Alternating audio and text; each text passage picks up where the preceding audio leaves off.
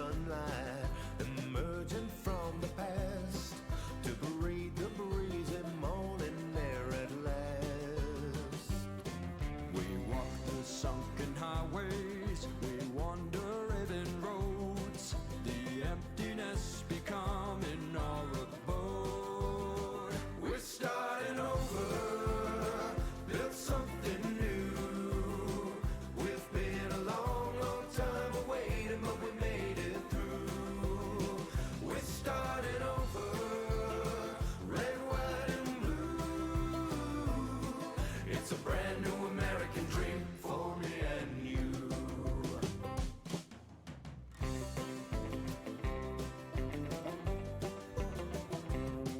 These West Virginia wildwoods across a world of waste, a garden with no fences and no gates. We're building on the ashes, we're lighting up the towns.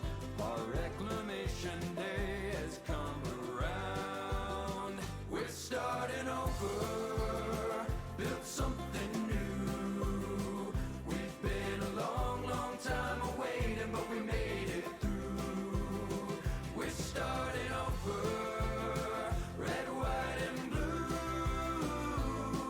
It's a brand new American dream for me and you. And like a mushroom cloud we rise and spread over each road and mountain range. New wars to wrangle and new blood to shed. We know that some things never change. We're starting over, build something new. We've been a long, long time awaiting, but we made it through. We're starting over, red, white, and blue. It's a brand new American dream for me and you. It's a brand new American dream for me and you.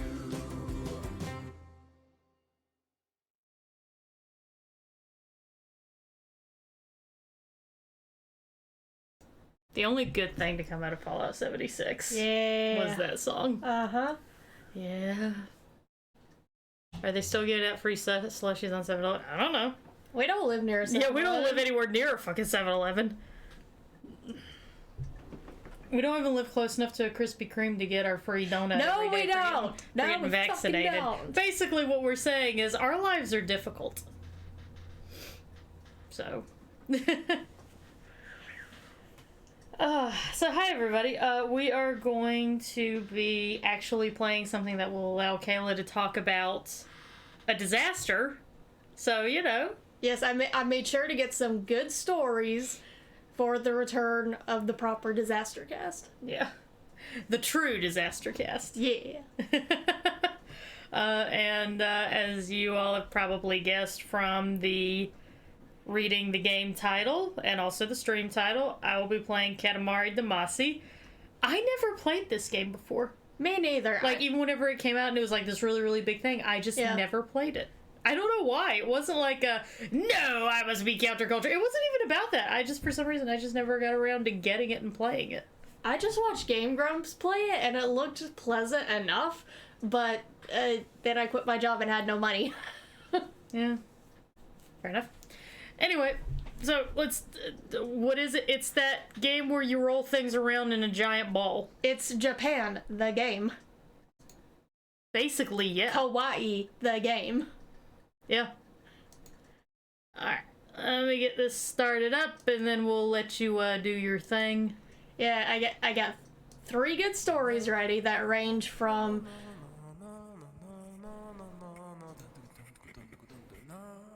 Hang on. I gotta fix this. That range from... This was an unfortunate accident to... We all kind of saw this shit coming, and the owner did nothing to avoid it. Which is always fun. Yeah. There we go. Yeah, oh, the game, basically. Yes. So how, keep in mind, the game is designed to be quieter than us so that you can hear Kayla well enough. Yeah. So with that in mind, how does the volume balance sound? I gotta say, this music does kind of slap. It's so... all that I've heard about Katamari Damacy is the music is so fucking soothing and calming. Yeah, sounds like it. Or it's like the cutest thing ever. There is no in between. This is produced by Namco before before Bandai bought Namco. Oh, retro. Yeah, retro style.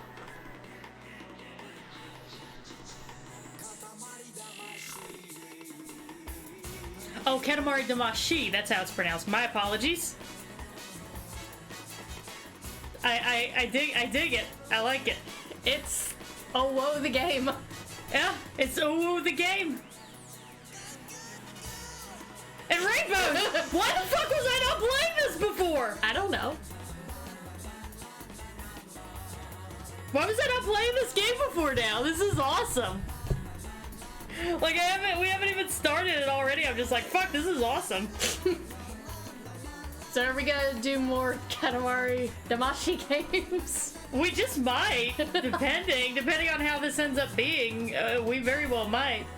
I mean, it's basically just rolling around, gathering things up into a giant ball, right? So as far as I know. Yeah, I figure that's pretty DisasterCast friendly.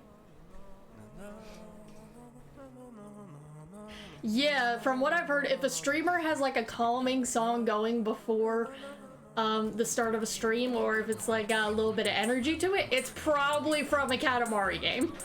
Ah, hello, Prince. This is the King. Long time no see. Let's get through this little story bit first. Hi, Father.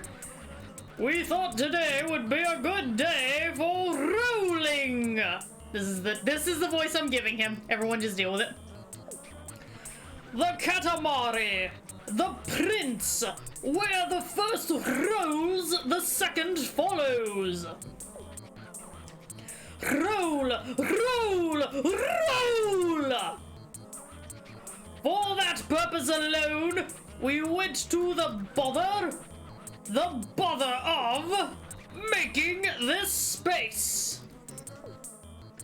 The king of all cosmos going to the bother just for rolling a Katamari. Is a little bit of Bramble Pippington, you're right, I gotta dial the Bramble Pippington back a little bit. Just for that, went to the bother. So, we would like for you to start the rolling. But, B-U-T, first things first, does the prince like vibration? Do we like vibration? Meaning the moving and the shaking. No, I hate it. Plain is best. I love going au natural. If that's what you say, what you declare, then you can turn the vibration on and off with the select button on the controller. This is breaking the fourth wall very hard. All clear? Yes? Oh, good. We shall see you later. Okay, roll forward, roll to the right, roll to the left, roll backwards, quick shift. You didn't roll left. Break roll in the opposite direction. Okay. Breaks. Alright. Okay? X. Yeah, just kind of getting the hang of it. My, very princely indeed! Such skill! And such class! Dazzling! Actually, you know what? I think I'm gonna like... Hang on. I think his voice might be a little more effeminate. What do you think? We feel a swoon coming on. Ooh, I like that! His hips are like rocking from side to side! Next challenge is charge and roll! Okay! Quick turn, look, and jump! Okay, so we're going full cooler. Yeah, I think I might go. No, chilled. Chilled, sorry. Lord Chilled. Careful with the look and the jump. not easy to do when you're rolling in a hurry. Oh yeah, I like this better. Oh, Jesus. What have we done? We shall see you later. Alright, charge and roll. Okay, quick turn. Boom. Look around. And... okay. And then jump. Jesus. He got a hell of a jump. Yeah. He does his At kegels. last! A rolling genius! Oh, I like this a lot better. God, help us. We are speechless! Guys, is the audio still good?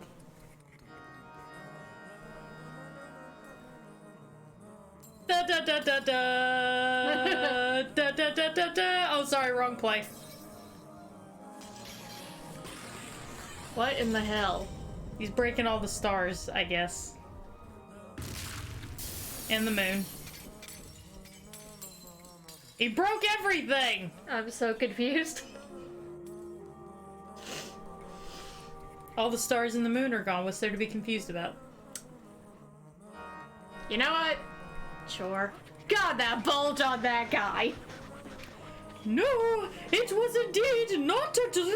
If I read trivia that said this guy was based on David Bowie's character from Labyrinth, I would not be surprised at all. We really did it! The king of all cosmos has really done it! A sky full of stars! Your sky, your sky. We broke it! Oh shit. Yes, we were naughty! Completely naughty! Oh god. So very sorry! But just between you and us, it felt quite good! Not that we can remember very clearly, but we were on all nature's embrace! Okay. We felt the beauty of all things and felt love for all. Yeah, you were on Molly. Got it. Okay. That's how it was. Did you see? We smiled a genuine smile. Okay, so you had edibles. Did you see the stars splintering in perfect beauty? How many edibles did you have? So many there used to be, almost a nuisance. Did you get to the point where the devil could take out your heart through your kneecaps? Now there's nothing but darkness. He, 'tis but a dream, he, but a beautiful one. Hi. But Hey, that's you when you talk about butts. I know, right? That miraculous, fabulous moment has passed. It's over. We came to and found everyone furious. Yeah, people tend to do that when you break their property. Even the king of all cosmos was not spared their wrath. Really, everybody was irate. So anyway, Pee-wee Prince. I am calling you that from now on. I mean, you know what, fair. Hurry up and bring back the glorious starry sky. Our problem, your problem, yes? No! You owe us your existence. Oh god, We this is an abusive collect all the parent. debt, yes? Hand in hand, always there, yes? No! The very definition of the father-son bond, yes? Kind of. It seems like a very abusive parenting situation. That sounds about right to me. All right then, get cracking. Oh, thank God, because my voice is actually like starting to hurt. Sending things to Earth. Okay. Here we are, Earth, full of things as unusual. Full of things as usual. So small. You're as small as ever. We didn't notice not one jot, but with the stars and all. What is that? That body, that physique? Could you really be our son? What did I tell you? Aha! I've got it! Build yourself up while you roll the Katamari Walk out and get bigger. Hell fucking yes, this is my game. Yes, indeed. Don't presume to take the escalator up to the throne just because you're the prince. Woo, a tangent. First time on Earth means no worrying about time. We think we'll come and pick you up when that Katamari is 10 centimeters. Oh, just remembered? Many things live here, scurrying around and generally getting in the way. When one of these sneaks up behind you, an alert comes up on the lower left. You should try not to bump into anything alive, but don't worry about it too much. It won't end the game or anything, so just relax and roll! Okay, anyone who redeems bits for Bird to give them a compliment or praise them or anything, it's gonna be filled with R's, and the R's will be rolling. Good luck, Inchling Prince! Okay. Holy shit, that about killed my voice. Do you feel better? Yeah. Okay. How is the volume level, everyone? Yeah, please tell us, because I just want to make sure before I get into the stories. Yeah, we want to make sure we're good before we get into the stories. Oh, holy shit. You went all out. I did.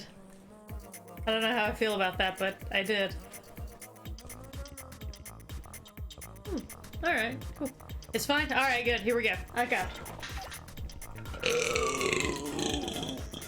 Excuse me. Same thing. This was the very first thing we ever rolled up. Oh, we feel a little emotional. Oh, God. We should put this in the diary. Okay. Please stay away now. Yeah, please stay away. My voice is hurting so much. Okay, we're good to go. Okay. Alright, so let's start out with something in the middle between we all knew this was coming and dude, it was a fucking accident that you didn't cause. Okay. No, shut the fuck up! Shut the fuck up, King! We're done! We're done! We're done! Okay, so American Airlines Flight 965. This happened December 20th, 1995. Alright. It's always American Airlines. Like, do better, American Airlines, Jesus. Yeah. It's always, yeah, like, you wanted to rebut that, but then you were like, no, he's right. It's always American Airlines. So, as is common with the air disasters, no real background, we're just going straight to the disaster. So, the airplane involved was a Boeing 757. Fucking Boeings. This is why the first time we talked about a Boeing, I went on such a huge rant. This is exactly why. Quit trying to absorb the snail, he's just doing his thing. Yeah, but he's challenging me. So, this plane's first flight happened August 12th, 1991, about 4 years before shit went down along with the plane. Okay, shit went down along with the plane. I gotta work jokes in here in order to make myself feel better. That was a good joke. So, flight 959 was scheduled to leave carrying people returning to Colombia for the Christmas holiday, vacations, business, etc. It was going to Colombia. Okay. Because of the holiday and a small winter storm in Miami, because Miami can't really handle... People in Florida don't really handle snow. No, they do not. People in the South don't really handle snow very well. Someone even whispers the word snow, you will not be able to find milk or bread in any grocery store. Which always is like, why is it always milk and bread? I don't know. I worked at grocery stores whenever we had some of the worst winters.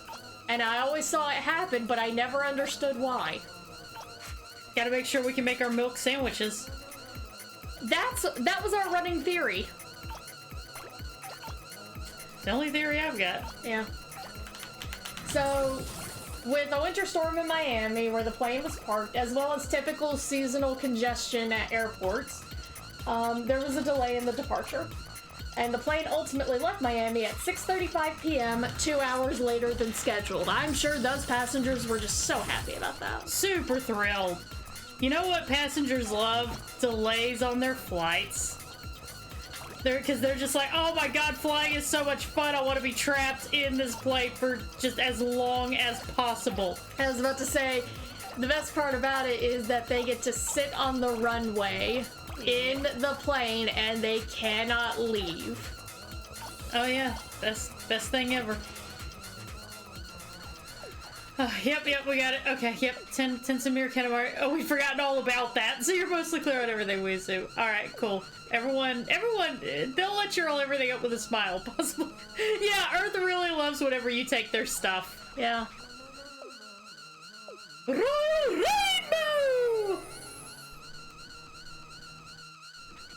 What is that squeaking? That's the mice. This is why we don't roll up the live animals. I didn't roll up any live animals, to be fair. Cannot roll up objects larger than your Katamari. Crashing into larger objects and walls will break things. You can't challenge it for dominance until you're the same size. Oddly shaped cutters will make your Katamari. I think that it's like cut off at the bottom. Till your Katamari is large enough, you can only roll up moving people and cars after hitting them. Most something. The screen's cut off. You can only push your Katamari up small ledges. Okay. Yoink. No. Oh, thank God.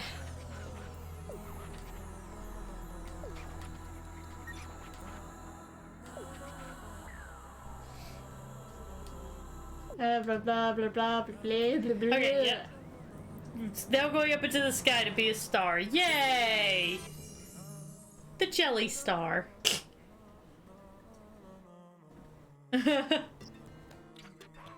What? You forgot your own planet? Really? Are you serious? So you're not just small, but a bit slow to— Alright, listen. Fuck you. Yeah, fuck you. As a parent, we cannot feel but partly responsible. You should feel that way. Sigh, this is your home planet. The planet where you live. Here you can look at the stars, save the game, and do lots of other things. Things we're probably not going to do. Probably. You can even visit Earth in the space mushroom just by pressing the L1 button or R1 button. Okay. Roll your Katamari around on Earth, visit the space mushroom to compete against your cousins. And that's about it, your smallness. Do get to grip your absent-mindedness. I feel really called out. I feel really called out. I don't know how to cope with that. About to say, please. Just turn down just a little bit. Okay. Thank you. You're welcome. Okay, so plane's running 2 hours late by the time it leaves. So quick rundown of the crew in the cockpit, because we always gotta have that. Cock. Captain Nicholas Tafuri, age 57, and First Officer Donald Williams, age 39. Okay. It's okay. My voice is killing me. I cannot keep doing that. So, I have that in all caps. The Cali, Colombia air traffic controllers, where the plane was going, did not have a functional radar. Oh, yay. Which is always a great thing for a plane. Why would you need a functional radar? Well, this was air traffic control on the ground. Yeah, why would you need a functional... Why would you need a radar? If you're, why would you need... Hold on. The reason for this is because the radar to monitor planes was blown up in 1992 by the terror group, the Revolutionary Armed Forces of Colombia. Okay. So it's not their fault. Yeah, but like... It was the terrorists. The terrorists won. Exactly. Holy shit. They didn't have adequate locks on the doors, so the terrorists won. This is why we have adequate locks, everyone, so that the terrorists don't win. So to get around this, Callie used several radio beacons to guide pilots around the mountains and the canyons surrounding the city. So basically, in some of the cities, they had these huge radio beacon towers that would ping with the plane to let them know where they were. Okay. 'Cause... fuck you, I guess. 'Cause fuck you, that's why.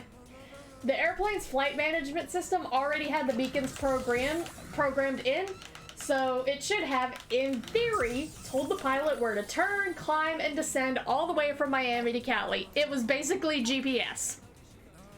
In theory. In theory. I feel like that's kind of the big thing here is the in theory part. Oh, that doesn't play very much into it. Mm-hmm. Hold on. I'm just telling you that just for funsies. Yeah. So, the wind was calm, so Callie's controllers asked the pilots if they wanted to fly a straight and approach to runway 19 instead of coming around to runway 01, which they agreed to because it was just faster to just go straight into one of the runways. Okay. Understandable. Yeah, I mean, I can see the logic, I guess. However, okay, here we go.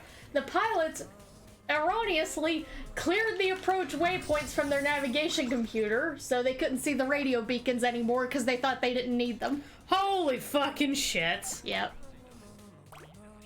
Yep. Is this where we get into the I don't know what you were thinking? Yeah. Okay. Just a soft little, yeah. It's just a meek little, yeah. Okay. So, but wait, there's more. Oh boy. The controllers had to ask the pilots to check in over Tulua, which they no longer had a location on since they basically cleared their cookies from their computer. They cleared the cache. And the fuckers had to pull out a map to find out where anything was. Oh boy. It was literally the fight parents have on the way to vacations where they pull out the map and it's just like, I'm not gonna ask for directions, I'm not gonna pull over. Yeah, I can't. No, I know exactly where we're going. It was basically that. Yep, sounds about right. So while this was happening, they extended the speed brakes on the plane to slow it down and expedite its descent. But wait, there's more! Oh god. So by the time they found out where Tulua was, they'd already passed over it. It's like, oh, there it was. Oh god, I've had that happen so many times. Just like, oh well. Oh well, there it was. I've passed. Lord knows I've passed an exit and realized it was by exit right as I was passing. I think we've all done that. Yeah. So the pilots decided to try and reprogram navigation for the next waypoint, Rosso. Okay, so follow me on this because this is going to be a bit of an explanation. Okay, we're getting a little bit complicated now. Okay, so the Rosso non-directional beacon, just the thing that lets you know where Rosso is, was listed as R in the charts in the plane. Okay. So Rosso is R in the plane. Rosso's R, understood. Columbia had duplicated the R identifier for the Romeo non-directional beacon near Bogota. Okay. So the computer's list of stored waypoints did not have Rosso identified as R, but instead the Romeo waypoint was identified as R. Oh shit. Yeah. So inside the system... I can see where that's going to be a problem. Yeah, so inside the system, Rosso was just listed as Rosso, all caps, in the waypoint list. Okay. Which you would think, okay, so they just see Rosso, and everything's fine, it'll be fine. It would take it too long. Oh well. So, however, the Rosso waypoint was not listed on the system. Instead, any other waypoints that begin with R were displayed when they were trying to find it in the system. Oh, okay. So they basically had no clue where the fuck they were going. They had no clue where they were going. They thought they did, but as it turns out, they were getting to the wrong waypoint. So they picked the first R on the list that they thought was Roseau, but it was the Romeo waypoint. Oh, So the plane was now being put on course to run a wide semicircle to the east to go to Bogota. So, you know, shit was happening. Shit was going down. Shit was getting. This is why we stop and ask for directions. But they literally couldn't at this point. Yeah, at this point it was like, I would like to stop and ask for directions now, but that ship has sailed, realized it's forgotten its keys, come back, and then sailed off again. Are you gonna fail a level in Katamari Damacy? I'm totally about to fail a level in Katamari Damacy. That's funny. Well, the controls are a little bit awkward, not gonna lie. It's It's Japan. kind of, yeah, it's kind of a new thing to get used to.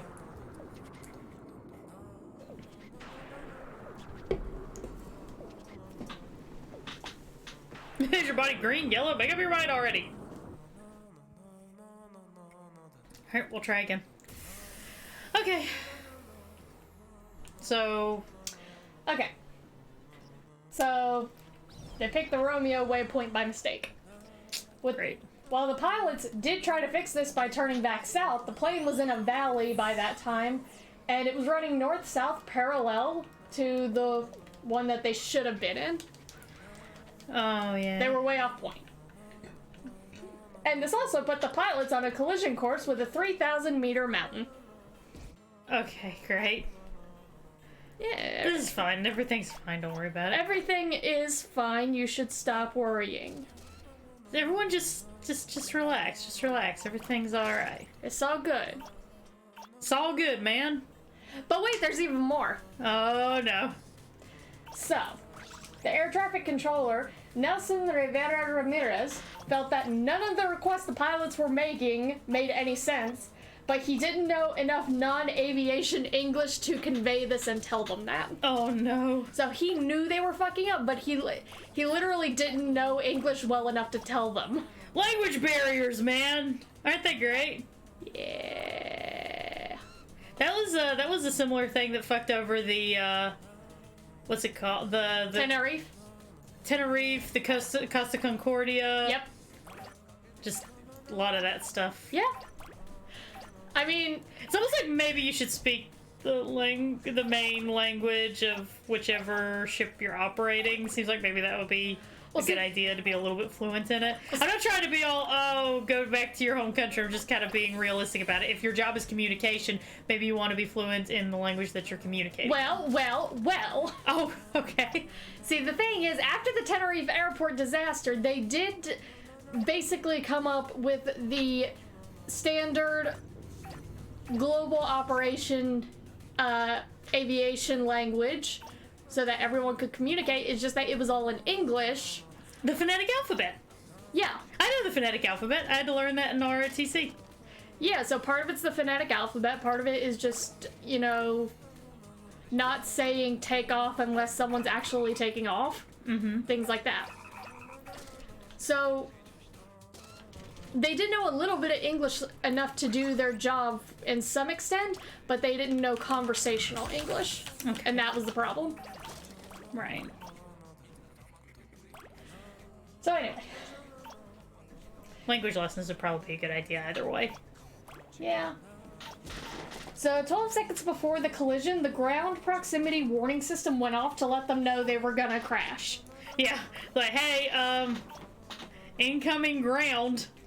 Yeah, so the first officer disengaged the autopilot so they could pull back the stick and climb clear of the mountain.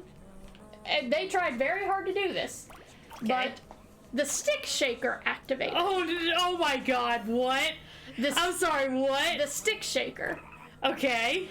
It's a system in the plane to let the pilots know, hey, you're about to climb so high, you're gonna stall. Oh, great. Oh yeah, mountains are notoriously skittish. They'll just duck out of the way, no problem. Yeah, so the stick shaker activated to let them know an aerodynamic stall was gonna happen. This shit's happening, bro. Yeah, it's like incoming ground. Yeah. Well, no, they were pointed up, so it wasn't the ground, it was just the engines Incoming turning sky, off. which would then lead to incoming ground, Yes. to be fair. Yes. But wait, there's even more. Oh my god! There's gonna be a lot of, but wait, there's more today. Holy shit! The pilots had forgotten that they had deployed the speed brakes. What? The pilots forgot they deployed the speed brakes. Okay, please enlighten us all, Kayla. How do the speed brakes work? What they do is they reduce the speed of the plane and basically put down the landing gear to make it easier for pilots to have a quick landing. So Their landing gear is down and they are not going as fast as they should be. Oh no. Oh Yeah. no. Yeah, their climb was significantly reduced. I can imagine. So shit was happening. Yeah, shit was getting pretty real at this point. Although I feel like shit got pretty real a long time ago. I feel like we passed the shit got real point a long ass time ago. Well, this makes it just a little bit worse. Just a little bit. Just a little bit. So after striking trees at about 2,720 meters up, the plane was able to clear the summit. Small miracles. Wow. But they struck their tail against a few more trees before crashing shortly into the ground. Holy shit. Yeah. So there was like a brief moment of hope and then it literally all came crashing down. Yeah, they had that moment of hope right before their tail kind of got sheared off a bit by trees. Just a little bit. Just a little bit. It's just a little bit. Just a little trim, really. Yeah. When you think about it. Yeah. So, 5 passengers did initially survive the impact, but one did die 2 days later due to their injuries. Okay. But This is still more survivors than we normally have in a situation like this, though. yeah, 4 people survived this Yeah, that's out of like... like 155. Well, I mean, that's still a pretty good record compared to other plane-related disasters that we've covered. Yeah. I'm gonna fail this again. So, a dog that had been in the carrier in the cargo hold survived the crash as well. I couldn't find the dog's name. I tried my absolute hardest. I'm glad that the dog survived at least. Hey, I did it. Yay. So the investigation and final report on the matter. Oh boy, the investigation's always a fun part. AKA, let's see how we can avoid anyone thinking that this is our fault. Pretty much. I caught a bird. Oh man, just wait until I get to the last story when we talk about lawsuits. Oh boy. Like actual criminal charges come up in that one. Ooh. Fun. Okay, so investigation and final report. So both the Colombian Special Administrative Unit of Civil Aeronautics and the U.S. National Transportation Safety Board, we've seen them a couple times on DisasterCast, Once or twice. came together to find out what the fuck happened. What the fuck went wrong? Sorry. So, let me give you a little fun fact about the Boeing. Oh, please do. A fix-based simulator, nor a flight management system simulator, could be used to precisely figure out what could have happened to the plane. Because... Oh, this is... Oh, there's audio. Oh, there's voice acting now. Stars have suddenly vanished from the sky. The cause is being investigated.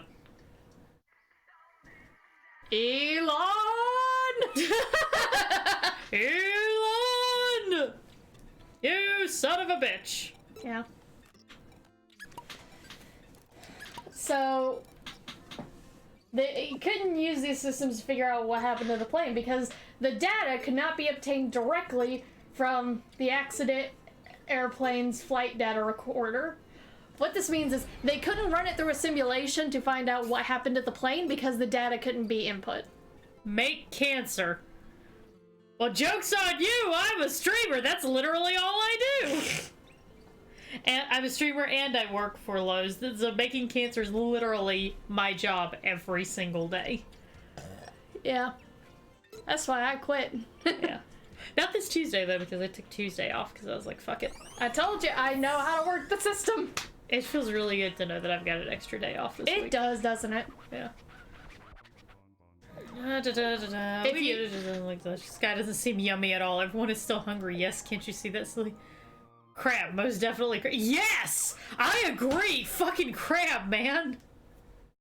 I like crab.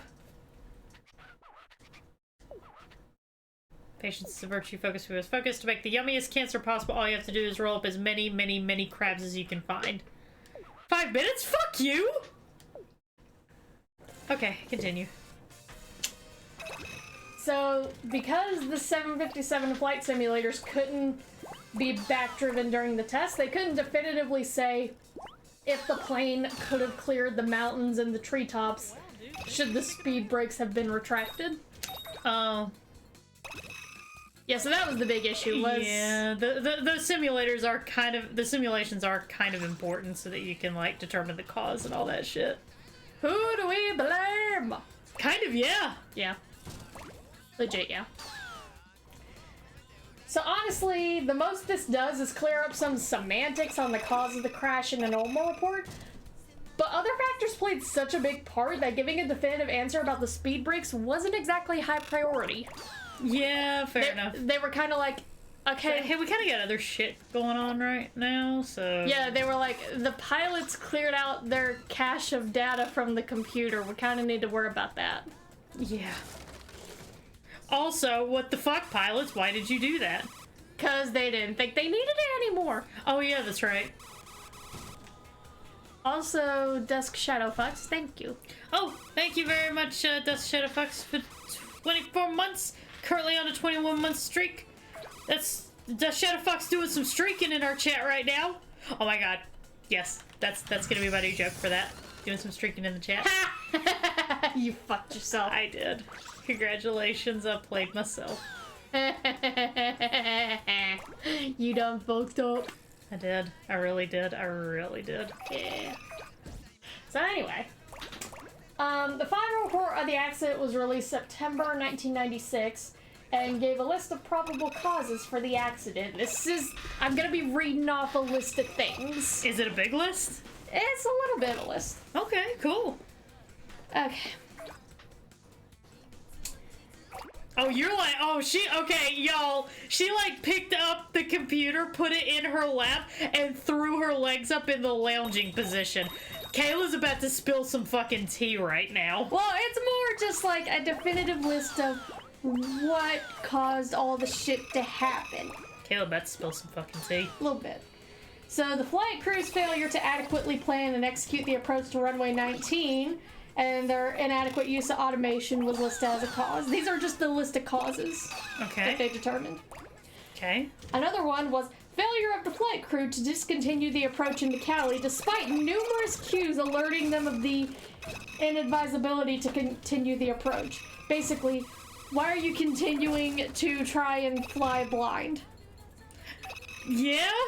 I mean, that's a very valid question. Just like, why do you do these things? Yeah. Another one is the lack of situational awareness of the flight crew regarding vertical navigation, proximity to terrain, and the relative location of critical radio aids. They didn't know where the fuck they were. Which really, that should be the moment that you go, okay, we need to stop what we're doing right now. We need to stop and rethink and turn into a holding pattern and just talk with the ground Hold up crew. a sec. Hold up a sec. Yeah. You know crabs are like sea spiders? That sounds about right. And they're tasty. I wonder if that means spiders are tasty. No, they aren't. Have you eaten one? I have eaten dried spiders. Really? Yes. I mean, like, they taste like unseasoned beef jerky a little bit. Okay. But I mean, I could eat that. yeah, but they're little, and it's just like, It's kind of not worth it. Yeah, that's the whole thing, is like, it doesn't seem fucking worth it. Okay, fair enough, fair enough. Hey, and at least you're almost there. That's true. Hello, Stingray. So, the last listed thing was failure of the flight crew to revert to basic radio navigation at the time when the flight management system assisted navigation became confusing and demanded an excessive workload in a critical phase of the flight. I.e., they should have turned their map back on. I'm gonna fail this one too. How do you fail at Katamari Damacy? I don't know. This game is actually pretty hard, I'm not gonna lie.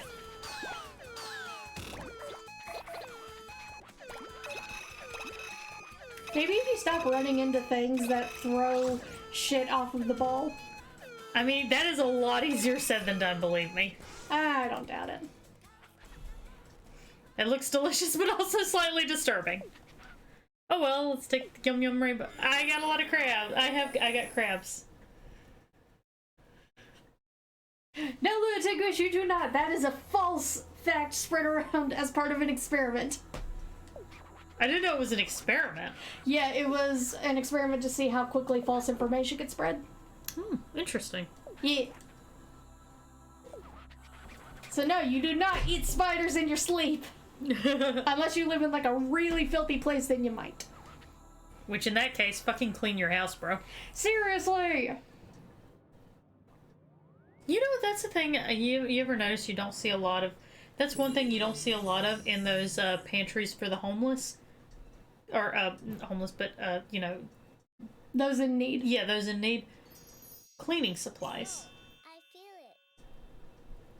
I feel the cosmos.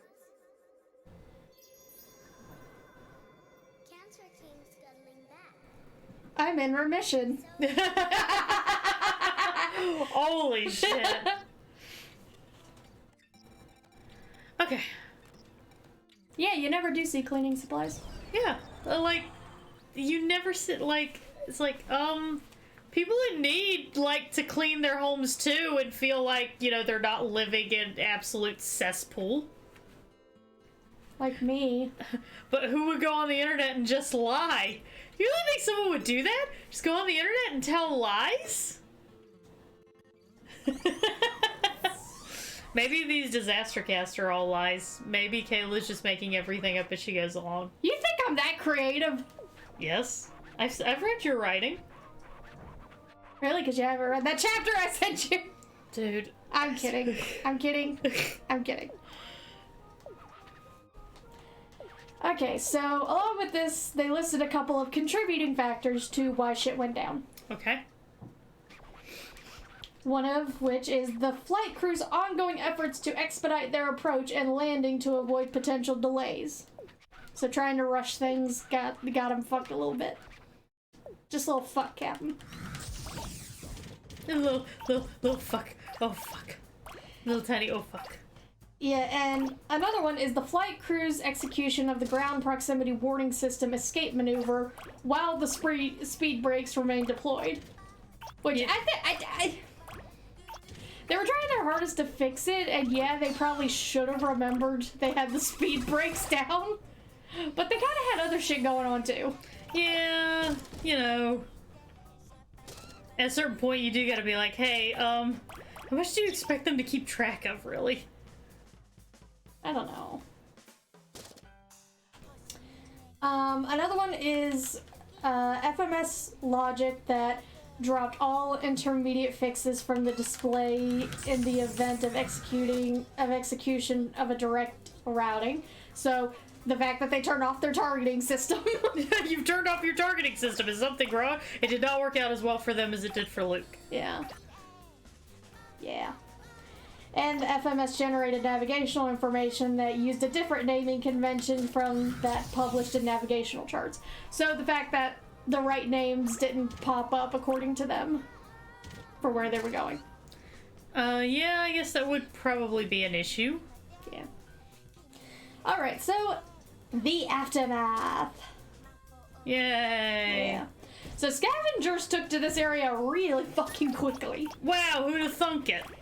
Yeah, they were using, like, Colombian military and private helicopters to travel to the site and, you know, loot avionics and components from the 757. That's some shit that doesn't get talked about a lot, is whenever incidents like this happen, whenever there's some sort of a plane crash or a sinking ship, scavengers will be all over that shit literally the same day if they can. I actually talk about scavengers in another story that we have today. Ooh, yay. So, I've given them their time in the sun. They deserve it, really. You see situations where scavengers, like, if it's a sinking ship, scavengers will be there collecting stuff before the last person's even been saved off the damn ship. Yep. They are fast little fuckers. Yep. They smell the blood in the water. I mean, I respect it, you know, I respect the hustle, but Jesus. Yeah. So, completely unrelated, a lot of stolen components reappeared miraculously. What? As unapproved airplane parts on the black market of the greater Miami parts brokers. No way! I don't believe you for a come on! Who would do such a thing? Again, just completely unrelated.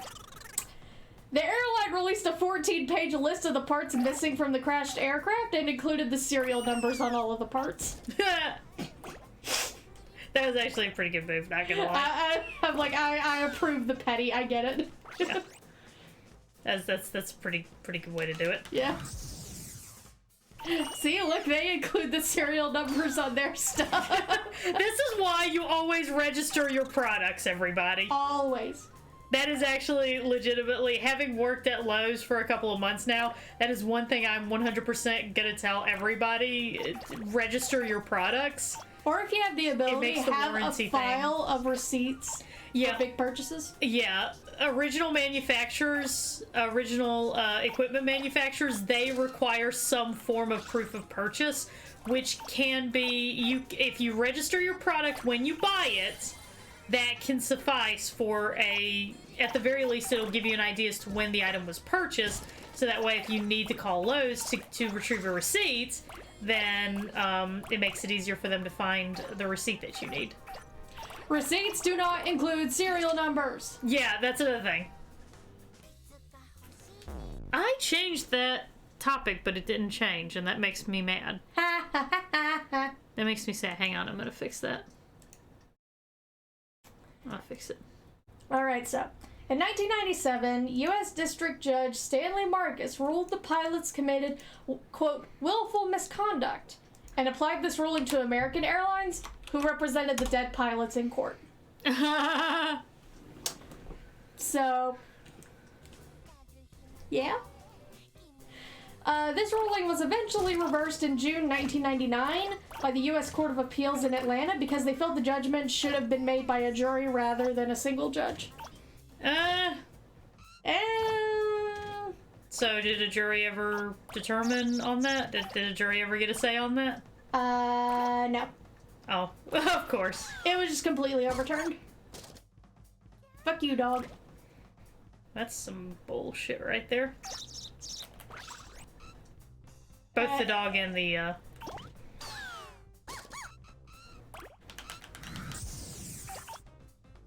both the dog and the whole other thing. Yeah. I mean, at least it was overturned. I mean, I guess, but, you know.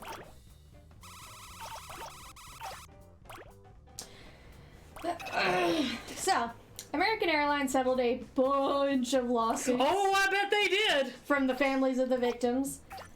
But I couldn't find any definitive number as far as compensation totals. Okay. I tried. But they shelled out a lot of money. Yeah, I guess they wanted to keep that a secret, just how much money they shelled out. Shelled out. Shelled out. So American Airlines then filed a third-party complaint lawsuit against Jeppesen and Honeywell, who made the navigation computer database and failed to include the coordinates of Rosa under the identification R. Even though Rosa was in there under the name Rosa, but that's not enough. No. So this course went to the U.S. District Court for the Southern District of Florida. Yay, Florida! I was about to say, we go to court in Florida. Oh man, this is bound to be fun. You know the upside to... Okay, so... You know, we always joke about the Florida man.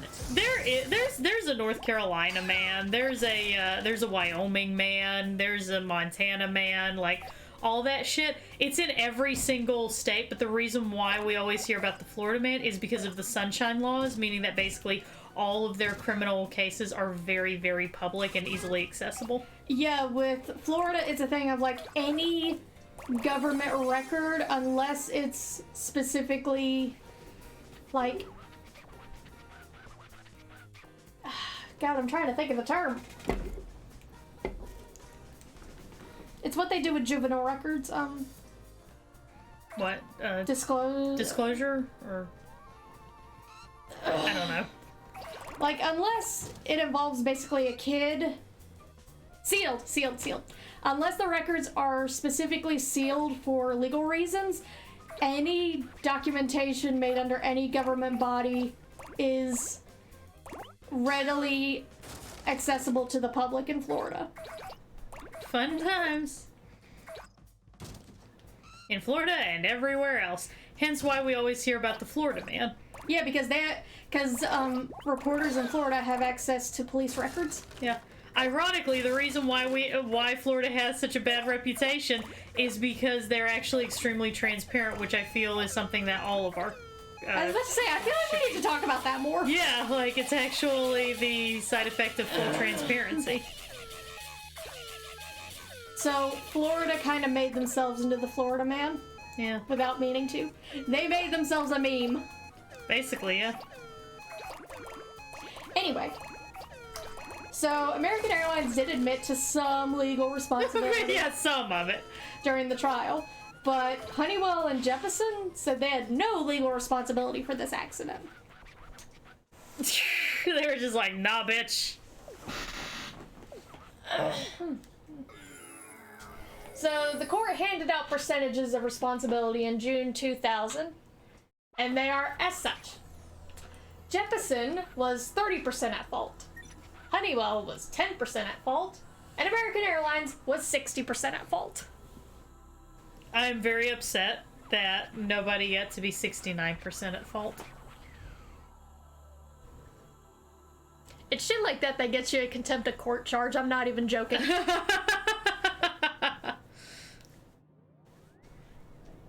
So as of November 2020, American Airlines still operates the Miami-Cali route, but as American Airlines Flight 921, and using a Boeing 737-800 instead. All the stars disappeared.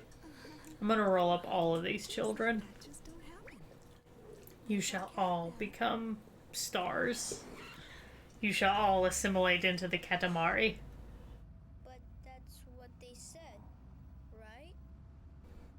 They also said they're Turn of the Frickin' Frogs gang!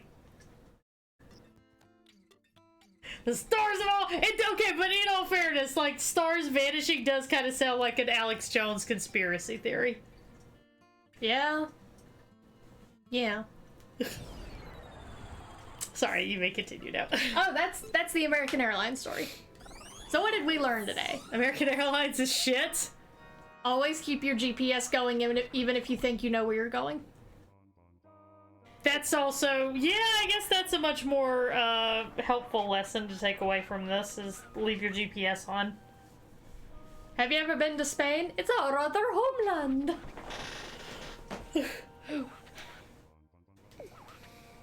Royal present, wallet, keys, we lost it all. Must be around here somewhere. Roll it up while you're there. Now, fuck off. Alright. 1 meter. Okay. Have fun with that. Thanks. Fucking metric system, man. Yeah, I don't get it. I'm too dumb. At least you got 10 minutes to do this one. Yeah. We'll make it work.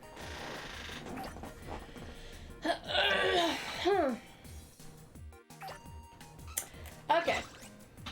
So that's the American Airlines story. Yay. Keep your GPS on, kids. The Don't be afraid to ask for directions, please. Yeah. I feel like quite a few of our DisasterCast stories like could have been resolved had somebody just asked for some fucking directions, you know? Yeah.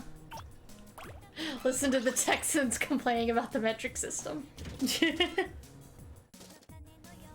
Yeah, the metric system is a lot easier because it's in tens. But the problem for me is I've gotten so used to it because I grew. Okay, so the problem is like the metric systems, yes, in context, in theory, it does make perfect sense. The problem is that for me, I've grown up with our American system. We've had to study the numbers for our system so harshly. Right, but also, like in my brain, I can see the distance. Like my head can comprehend how much an inch is because I've seen it so much. That's what I grew up with, right? Yeah. It cannot do that for meters and centimeters. Like, so I have to think, okay, well, what's that size relative to an inch or to half an inch or to a foot, you know? Yeah. That's the problem. It's never the, okay, it's this and then this. I got that part. It's the part where it's like, okay, what's that size in relation to what I already know? Basically, what we're saying is everyone should be on one system, and America needs to fucking get with it. Yeah, I would agree that America needs to get with it. I just also need people to please be patient with me as I try to figure out how big the actual sizes are. Thank you. Yeah, I need a more real unit. How many Rhode Islands are in a meter?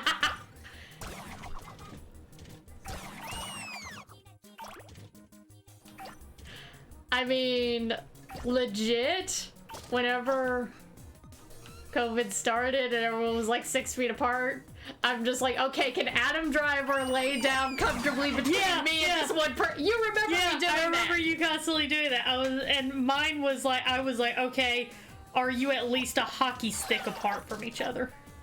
Yeah.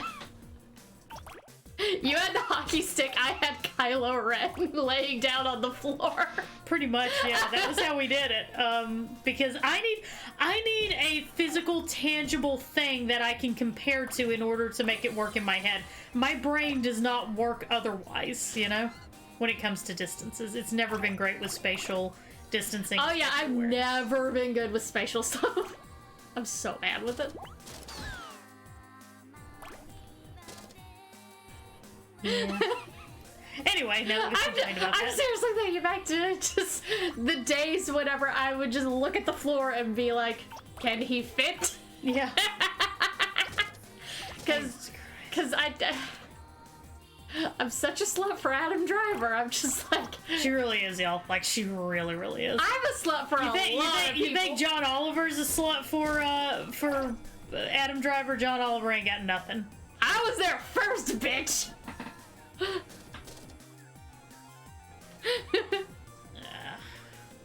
Must be bigger. Must be bigger. Okay. Like my dick? Yes. Okay, anyway. Anyway, moving right along. Dude. So, the SS Andrea Doria. Oh, great! It's a ship! It is a ship. It's a fun little it's the pride of Italy. Oh, God. Let me guess. Somebody called it unsinkable, too. Not that I or gave some sort of implication that it was unstoppable. Italy made sure to stress the luxury of it. Okay. And that everything was completely fine for Italy after World War II. There was plenty of hubris going in this already. Italy lost World War II so fucking bad. Yeah. So, now, the incident with the Andrea Doria happened July 26, 1956. Mm-hmm.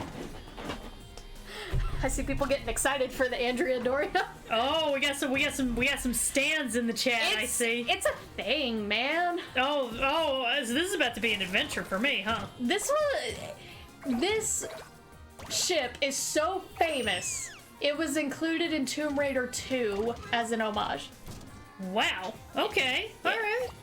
Like the original Tomb Raider 2 or the remake Tomb Raider 2? I have no idea. Oh, okay.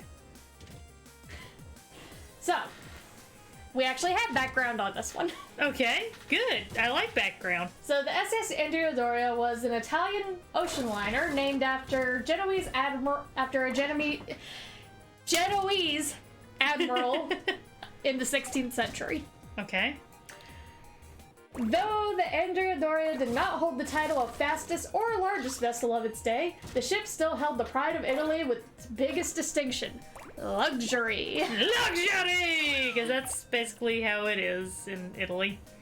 The ship was designed to show off the pride of Italy, containing the finest fabrics and artwork, as well as amenities like enclosed swimming pools with verandas for all 3 classes of passengers. Oh, yay, we got classes, too. Oh yeah, we got the 3 classes. I swear to fucking God, ships are the, like, I mean, don't get me wrong, the feudal class system still exists no matter what anybody tells you. Yep. And it exists everywhere. But, like, ships are the only place where you can just be open about it, you know? Yep. Because, you know, they still kept them separate in their 3 sections of the ship. Yeah, of course they did. Over $1 million was spent on art and decor $1 million, sorry. for the cabins and public rooms alone, which included a life-size statue of Admiral Doria. Okay. With verandas. I'm sorry, I was slurring my words. I'm a bit drunk, thank you. I'm not, but... Now, Kayla doesn't drink before the DisasterCast. No, I'm already... Not yet, at least. I'm already gonna be sad enough. I don't need another depressant going into my body. Yeah, we don't drink before DisasterCast. Not yet, at least. Not yet. Give us time, we might get there, who knows. Yeah. Never say never and all that jazz. So, as far as safety, the Doria was equipped with a double hull and 11 watertight compartments, with the ability to have 2 of the compartments being filled before the ship was in any danger. Oh, watertight compartments and all I that fucking jazz. hate that they call them watertight compartments, because they're not fucking watertight. If they fill with enough water, they can spill over the top because they're not completely welded to the ceiling. Okay, we found the thing that Kayla's gonna rant about today. I hate it! Okay, we found the very, very specific pet peeve of Kayla right now. I did not know we were stumbling in. I did not know what type of a minefield I was strolling into. Just strolling in while humming Singing in the Rain. But it's such bullshit! It's not watertight! Roll up those children, they deserve it! I'm not big enough. Get bigger! I'm trying. I'm working on it. Yeah, one side of it's watertight, it's just gonna spill over into another compartment if it gets too high, and then it's gonna flood that one, so it's not fucking watertight! Okay. It's like they say... Kayla's got feelings about this. It's like whenever you put that, fucking sealant onto a shoe so you can make it kind of watertight, and so it's not gonna get ruined in the rain, but then you put it on and you go and step outside and every other part of it except for your left toe is just soaking in all the water, and it's irritating and you hate it because you gotta go change your socks and you're gonna get blisters and you have to keep walking around. It's that! It defeats the fucking purpose! Kayla's got feelings. I rolled up a cat. Does that help? Does that make you feel any better?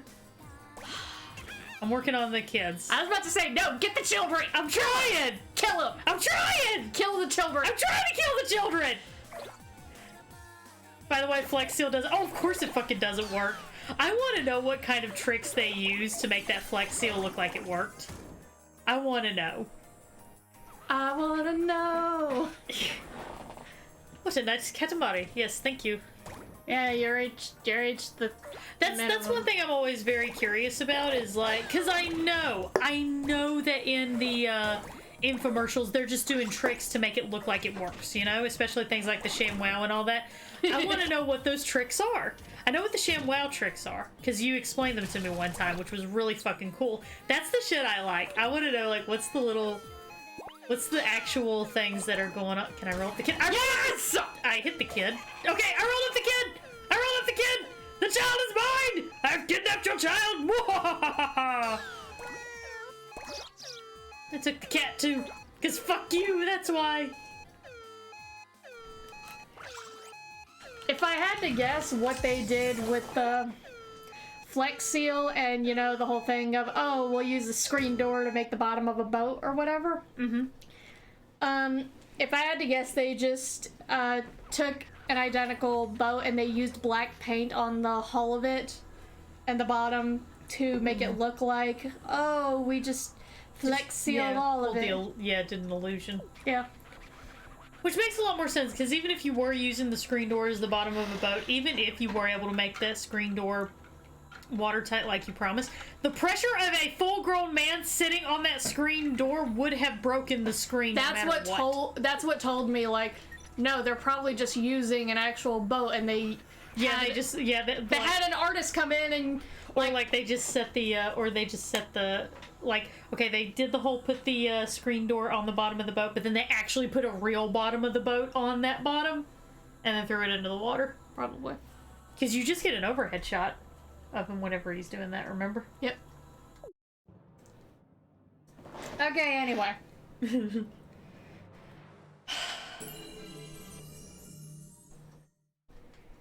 So I'm not gonna talk about the watertight compartments again until I have to. I mean, it is an effective way of keeping your boat from sinking. It is, as far as slowing down how much water gets in and what part of the boat it's gonna fill up. Just call it something else. At the very least, it can help delay the sinking so you can save more. It can delay the sinking. Call it something else. Well, what would you prefer to call it? Just flood compartments? That's not my job! I'm sorry. I feel like I'm just intentionally antagonizing you now, and I kind of feel like a dick for doing it, but also it's just really funny. It is funny. Anyway. Okay, so to give a big middle finger to the Titanic, the ship also had enough lifeboats to accommodate all 1,200 passengers and 600 crew members in case of an emergency. Oh man, it's almost like you want to make sure that your lifeboats can save lives. Oh, don't worry, honey. We're gonna get back to the lifeboats. Oh god. Oh god. So, despite this, the ship had some pretty big flaws in seaworthiness and safety. Okay. Yeah, what a shock. So, for example, the ship was prone to develop a huge list when it was met with any significant force. For example, on its maiden voyage, Oh god. it was hit by a large wave off the Nantucket coast, Fucking Nantucket. which Sorry. ended up giving the ship a 28-degree list. That happened to another boat that left in Nantucket. Fun fact.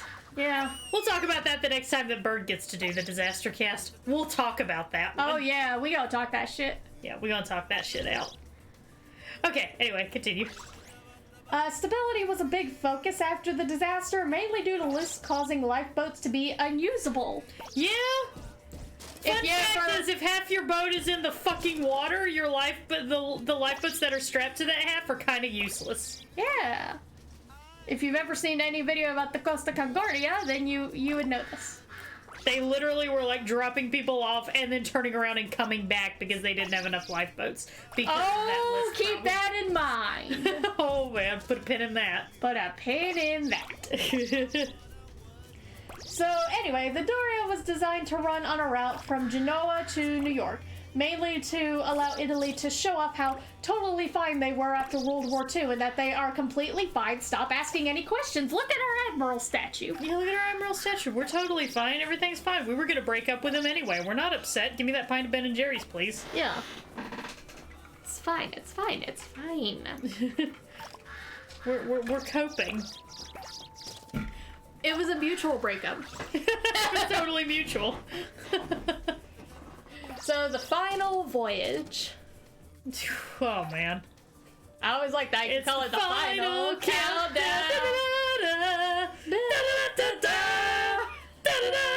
Oh no, we're gonna get copyright strike. Sorry. So the 51st westbound run of the ship to New York was typical, and it ended up with a 90% passenger capacity. Excuse me. Going. Of 1,134 passengers, along with 572 crew, bringing the total on board to 1,706 people. Okay. Under Captain Piero Calamai. That's how I'm pronouncing it. Yeah, well, we're gonna go with that. Yeah. I was tempted to call him Captain Calamari, but Thought that'd be a little bit disrespectful. yeah. Fair enough. Because I read further on about this guy's life. He's been through enough already. He's been through enough without being called a squid. Yeah. Fair enough. Okay. So the Doria departed Genoa on July 17th at 11 a.m. and went through its 3 ports of call on its way to New York, stopping in Cannes, Naples, and Gibraltar, before going across the Atlantic to head for New York City. It's always fucking New York. I mean, we decided it was a big deal. That's kind of what happened. We just decided that New York City was a big deal. Yeah. Yeah. Anyway. Anyway. Unrelated. On July 25th, just before noon, a Swedish passenger liner called the Stockholm. Oh god. Sorry, just what it's called. Every time I hear the word Stockholm, I'm always just like, well, this is not gonna go well. Yeah. Yeah, put a pin in that. Yeah. Was leaving New York Harbor to head back to Gothenburg, Sweden, with 534 passengers and 208 crew, and it was captained by Harry Nordenson. The most white Swedish name you can think of. I know, right? Like, holy crap. Surprised they didn't call him Jurgen Florgen while they were at it. No, that's Norwegian at that point. Happy Leaf Erikson Day, everybody. So, the main things to know about the Stockholm are it was half the size of the Andrea Doria, it was designed more for comfort than luxury, and it had an ice-breaking bow attached to the front of the ship because it often sailed very close to the Arctic Ocean. Okay, yeah, I guess you probably would want that in that case. So if anyone remembers from the last DisasterCast, Ice bad. ice bad. You So- actually do want a thick boat for a, For that shit. yeah. So, we don't talk much about the ice itself, but that ice-breaking front of the ship, that's gonna be important. Oh no. I feel like I know where this is going, That but I bitch don't. is pretty strong. I feel like I know where this is going, but I'm gonna hold off on making any predictions because I want to hear this. I want to see if I was right. Exactly, the icebreaker bow is pretty much a battering ram. You're right, Bungie. Yeah, I think I know where this is going. So the Stockholm left New York at about 18 knots, but in an effort to save time, they went about 20 miles north of the recommended eastbound course for ships. Going 20 miles north put them directly on the path for westward incoming ships. They veered into the other lane of the road. Yeah, fun fact, everyone. Ships actually do have travel lanes. Yeah. Whee! Pretty much, yes. Yeah, follow your planned routes. You don't think about it too much because, you know, I mean, you think about it whenever you're driving because most everybody drives. I mean, not everyone, but most people drive. That's something that most people have access to is some form of vehicular transportation, whether it be a car or a bus. So you think about the planned routes and the sides of the roads whenever it comes to that. You don't think about that stuff when it comes to planes and ships, but it's also a thing with planes and ships. Yeah. Routes are the roads of the sea and sky.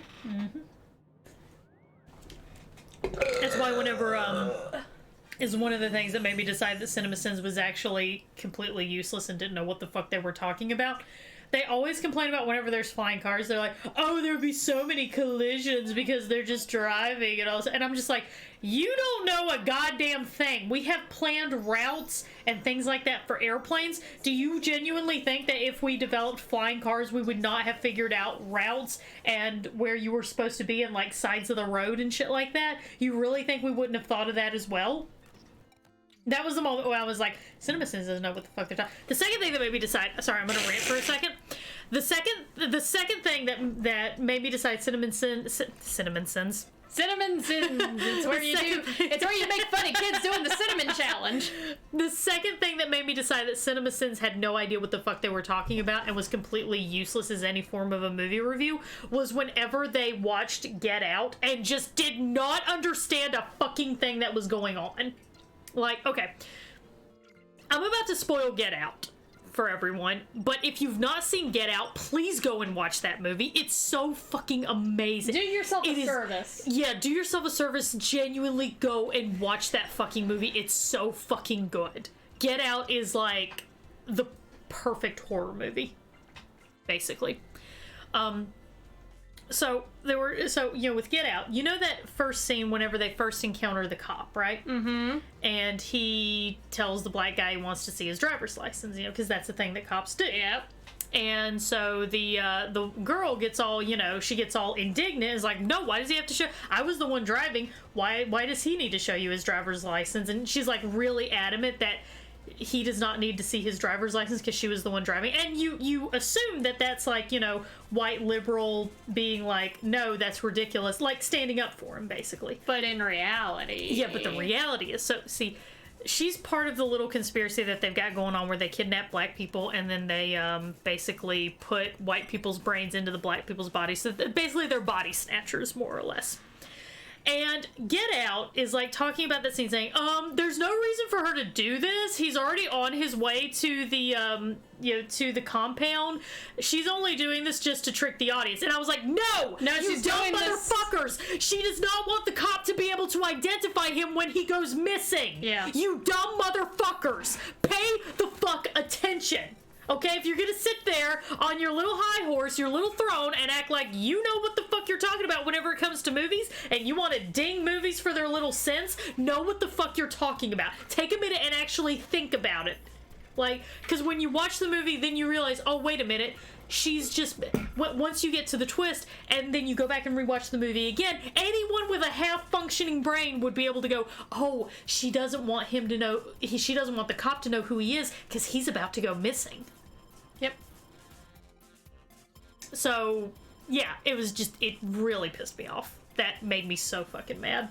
This is your watertight compartments? This is my watertight compartments is CinemaSins. And then whenever you try to point out the CinemaSins, and then whenever you try to point that shit out for CinemaSins, people are like, oh, well, they're just being parody. It's like, no, they're not! No. They're genuinely not. And they have openly said that they will sit in movie theaters and just out loud talk about how shit the movie is when other people are trying to watch them. Look, I like ragging on a movie. I absolutely adore ragging on it. Me and Kayla went to see Spiral, and we made jokes about it the whole fucking time. But guess what? There were 2 other people in the theater. So even though we were making jokes and we were ragging on the movie and making fun of it, we were doing it quietly. Yeah, we were just talking to each other. We weren't yelling out in the middle of the cinema. Yeah, like there are showings where you do that, like The Room and Cats and Rocky Horror Picture Show. Yep. Yeah, you do shit like that at those showings.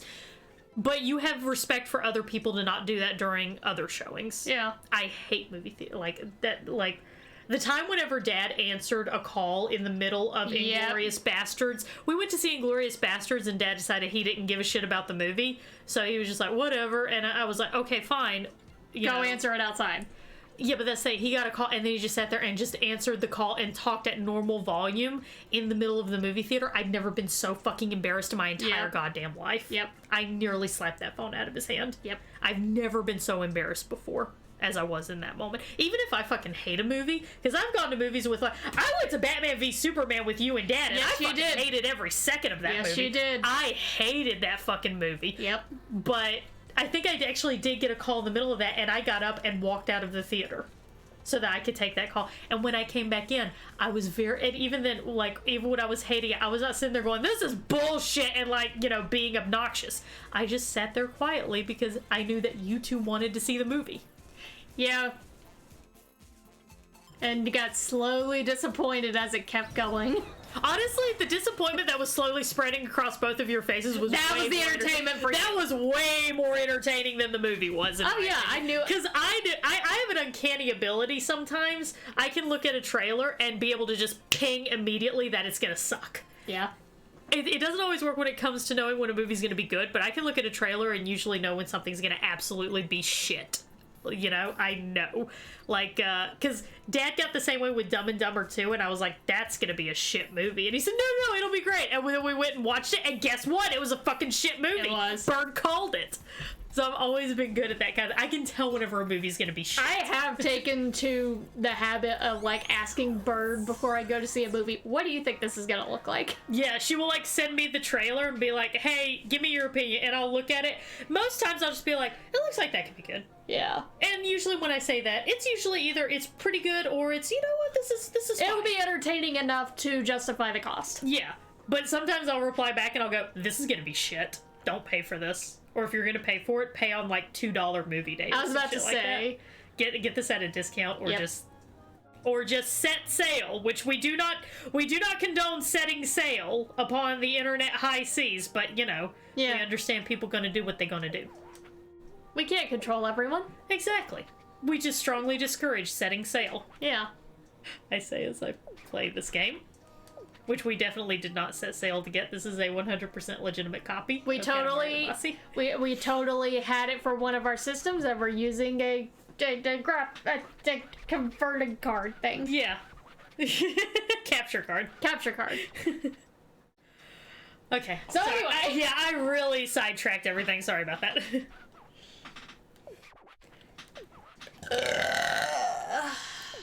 Anyway. Hold on. Okay. Gotta get all that out. Yeah. Some of the worst experiences of my life have been whenever I'm answering another call and I'm getting ready to say the thing and I can feel a burp coming. Yep. I'm getting ready to say my spiel. Thank you for calling Lowe's. This is Stephanie. How can I help you today? And I can feel a burp coming. I've had that happen.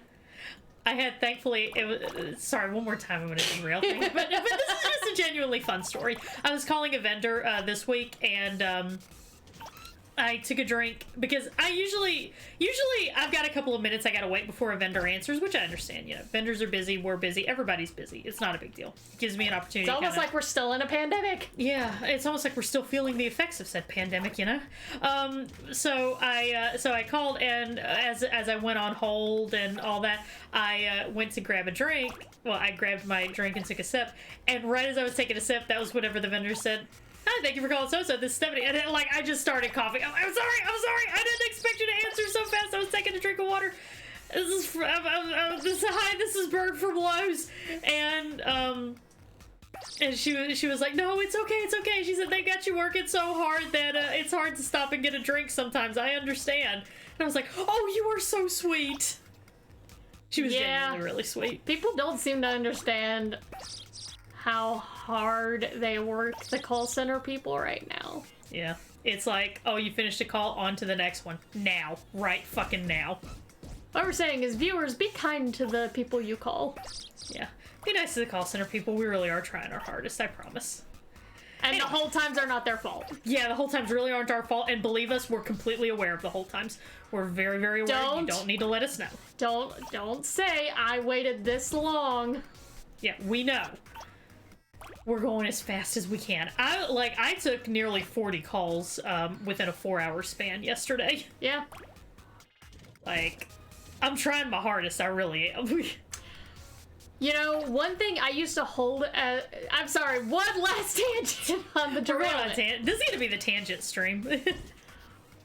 One thing I used to hold as a point of pride, but now I'm like, this is just highlighting the toxic workplace of capitalistic society. I had one 10-hour shift where I answered 120 phone calls that day. I remember you telling me about that. Yeah.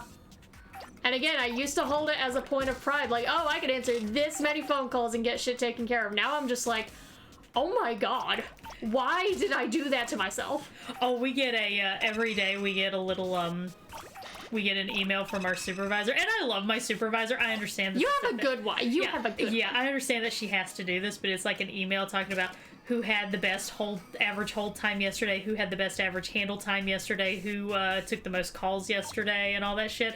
And I was like in the top 3 on all of the categories for Friday and Thursday, and I was like, oh yeah. And then and now, like in the cold light of day, I'm like, fuck, why was I proud of that? Yeah, it's weird looking at it outside, isn't it? Yeah, it is. But that's what they do, and and the amount of the after call time that actually affects you. So you do get a bonus. You do get a quarterly bonus, but that bonus is affected by your after call time. Yep. Which is really fun. Oh, they didn't do it for after call time for us. Would they do it for you? Was it just average handle time? No, it was just a thing of like, unless you missed a certain number of days or like had this amount of unplanned time, you just automatically got it. Yeah, well, like you still get it with enough reliability. It's just that it's more if you have a shorter. We didn't have that. Times. Yeah. But we also didn't have people bleeding out. Yeah, y'all, if you need to call Lowe's, it's gonna be a while. I'm sorry in advance, but we're fucking bleeding people right now. Call on a Sunday. Yeah, I had to quit my job with Lowe's. Yeah. Mainly for my own mental health reasons. Yeah. And when Bird's like muscling through it because he's already almost 6 months in, and Bird's in a better position than I am. Yeah, and it has a good like supervisor. Yeah. Who's like actually actively trying to help him find. I have a really shit supervisor. Yeah, your supervisor is a dick. I've had to interact with him before, and he's a total dick. He is. But like, what was I saying? Oh, you're fine. Be nice to the call center people, is what I'm saying. Yeah, just we're trying. I promise, we really are. Yeah. Okay, I think we've gone on enough tangents at this point. Doing a longer stream today, just from the tangents alone. Yeah, but I feel like everybody's having a good time though. Yeah.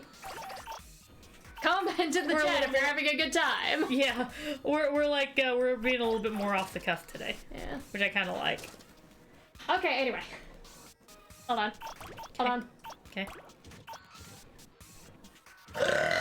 There we go. Feel better? A little bit, actually. You ever like burp so hard that like your stomach actually feels better afterwards? Why do you think I burp so much?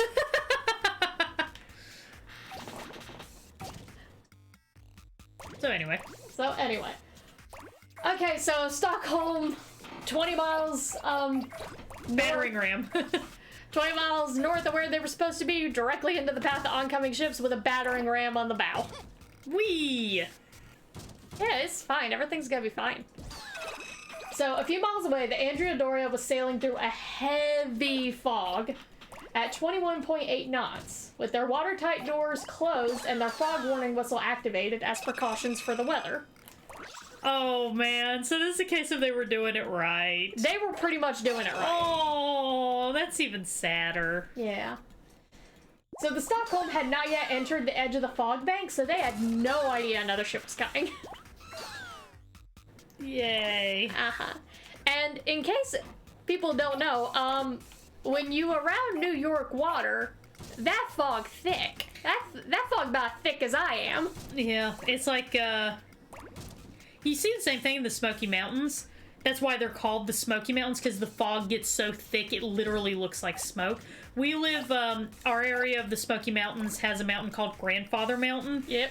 And whenever the fog really kicks up, everyone says grandfather's smoking his pipe. Yeah. Because it looks like thick smoke. Yeah, I think it's like the normal fog around the mountain is, oh, that's just grandfather's beard. But whenever he gets really bad, that's whenever he's smoking his pipe. Yeah. And yeah, so like it is legitimately Silent Hill levels of fog. Oh god, yeah. So anyway, Stockholm didn't know the other ship was on its way. And yes, 21 knots is pretty fast. They were originally going 23, but they slowed down a little bit. They're like, oh, we should probably be careful. Yeah, but the thing is, that's still faster than what they should have been. I know, that's doing. That's part of the joke there. Just I'm like, sorry. Oh, I guess we better be careful. I'm sorry. No, you're fine. I ruined it. You're fine. No, it's okay. I didn't really deliver it very well, so it's alright. This is why you shouldn't be a delivery person. Yeah, that's true. So while the radar was able to tell each ship that another one was in the general area, neither of the ships could tell what the course was for the other one. And also, neither of the ships used radio communication to try talking to each other. Why would they do that? I don't know. Why not just, like, call really quick, be like, hey, what are you doing? What you doing? What you Kicking up your wearing? feet, laying on the bed, tangling the cord in your fingers. So what you doing? So the Andrea Doria began steering to the left to do a starboard to starboard passing, while the Stockholm went about 20 degrees to its right. Which would have been their left. Yep. Oh my god. They were heading towards each other. They were literally doing the thing that happens in the hallways whenever you come up on someone and then you both start going in the same direction. Oh, sorry. Oh, sorry. Oh, sorry. Oh, sorry. So the ships ended up steering towards each other instead of giving each other like a wide space. Mm-hmm. And they were able to avoid a collision before the crews could see the other ship. Oopsie. Whoopsie poopsie. Oopsie daisy. The Stockholm did turn hard to starboard in the last seconds of impact. For all the fucking good that did. It's like, okay, well, great. Let's make sure we get the full side of you instead of just part of the side of you. That'll be great. They did try reversing their engines as well to see if that could help. And the Andrea Doria did try doing a hard turn to port. But they were both turning in the same direction! But at 11:10 p.m., both ships collided, with the Stockholm striking the side of the Andrea Doria with that ice-breaking bow on the front of it. The thing that we told you all to keep in mind, the giant fucking battery ram. Yeah. Battering ram, not battery ram. It's not the Energizer Bunny. Yeah. They hit him with the Energizer Bunny. Yeah. But wait, there's more. Okay. The Stockholm's angle had the iceberg breaking prow piercing the starboard side of the Doria at a 90-degree angle, penetrating the hull at a nearly 40-foot depth. Oh, Jesus. That deep. That deep. Yeah, that's... Yeah. But wait, there's more. Oh, God. We're doing a lot of that right now. Mm-hmm. As a result, 5 fuel tanks on the Doria were ripped open, and they were quickly getting filled with tons of seawater. Oh, yeah, that's great. Yeah. But wait, there's more? Well, within a few minutes, the Andrea Doria was listing over 20 degrees. Listing lazily to the left. Actually, no, it was listening to its right. Oh, that ruined the joke. It did. Listing lazily to the right. Yeah. But wait, there's more! So, due to the openings at the top of the watertight bulkheads, which I ranted about earlier. See, there was a reason for why I said that. Due to the openings, while only one compartment technically was flooded, water began filling and spilling into the other bulkheads as the list got worse, and making the list even worse than it already was. Oh, yay. I'm gonna fail this one. Oh well, it's fine. Be better. I'm trying. Not hard enough, apparently, because you're failing. Apparently, yeah. But wait, there's more. Okay. The tear from the collision had torn into an access tunnel from the generator room, and that led to the small room containing the controls for the tank pumps. Some pretty important shit. Yeah, kind of need those. Yeah. But wait, there's more. Okay, great. So, on top of all of that, a watertight door that had been sealed before, because I had said before that they sealed the watertight doors as a precaution whenever they were heading through the fog. A watertight door was in the middle of this access tunnel, leading to the generator room, flooding very quickly with water. No. So the ship lost electricity. within That's always minutes. bad. That's always bad. The second that a ship loses electricity, it becomes a functionless, sinking cage. Yep. At that moment. Yep. I'm never getting on another boat ever again. Yeah, you will. No, I probably won't, actually, to be honest with you. So after the impact, both ships immediately sent off radio distress signals for help, which were received by numerous other ships in the area, as well as the New York Coast Guard. Quoting the internet, his fuck yes, is he? Yeah. I mean, he got it right whenever he said once the electricity goes off, the ship becomes a functionless sinking. He was entirely correct. That's exactly what happens once that electricity goes off. Yeah, that's entirely it. Because they can't work the propellers, they can't do anything. Yeah. So, Captain Katamari brought the Doria to a full stop as they began realizing the loss of stability, and he, God help him, he tried fixing the issue because he realized, okay, we're gonna lose the ship if we don't correct this list. Right.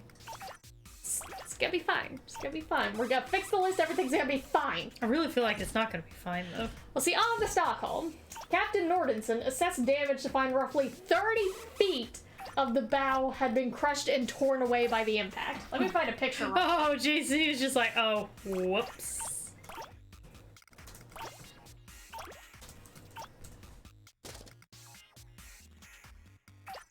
Let me see.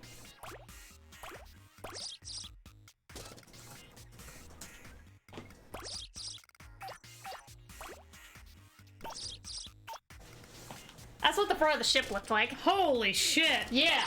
Hey, you want to know the funny thing? Kayla's gonna drop that picture in the Discord, by the way, y'all, in the Tragedy Topics channel. Yeah, give me 1 second while I get this in here. Because it's a hell of a tear.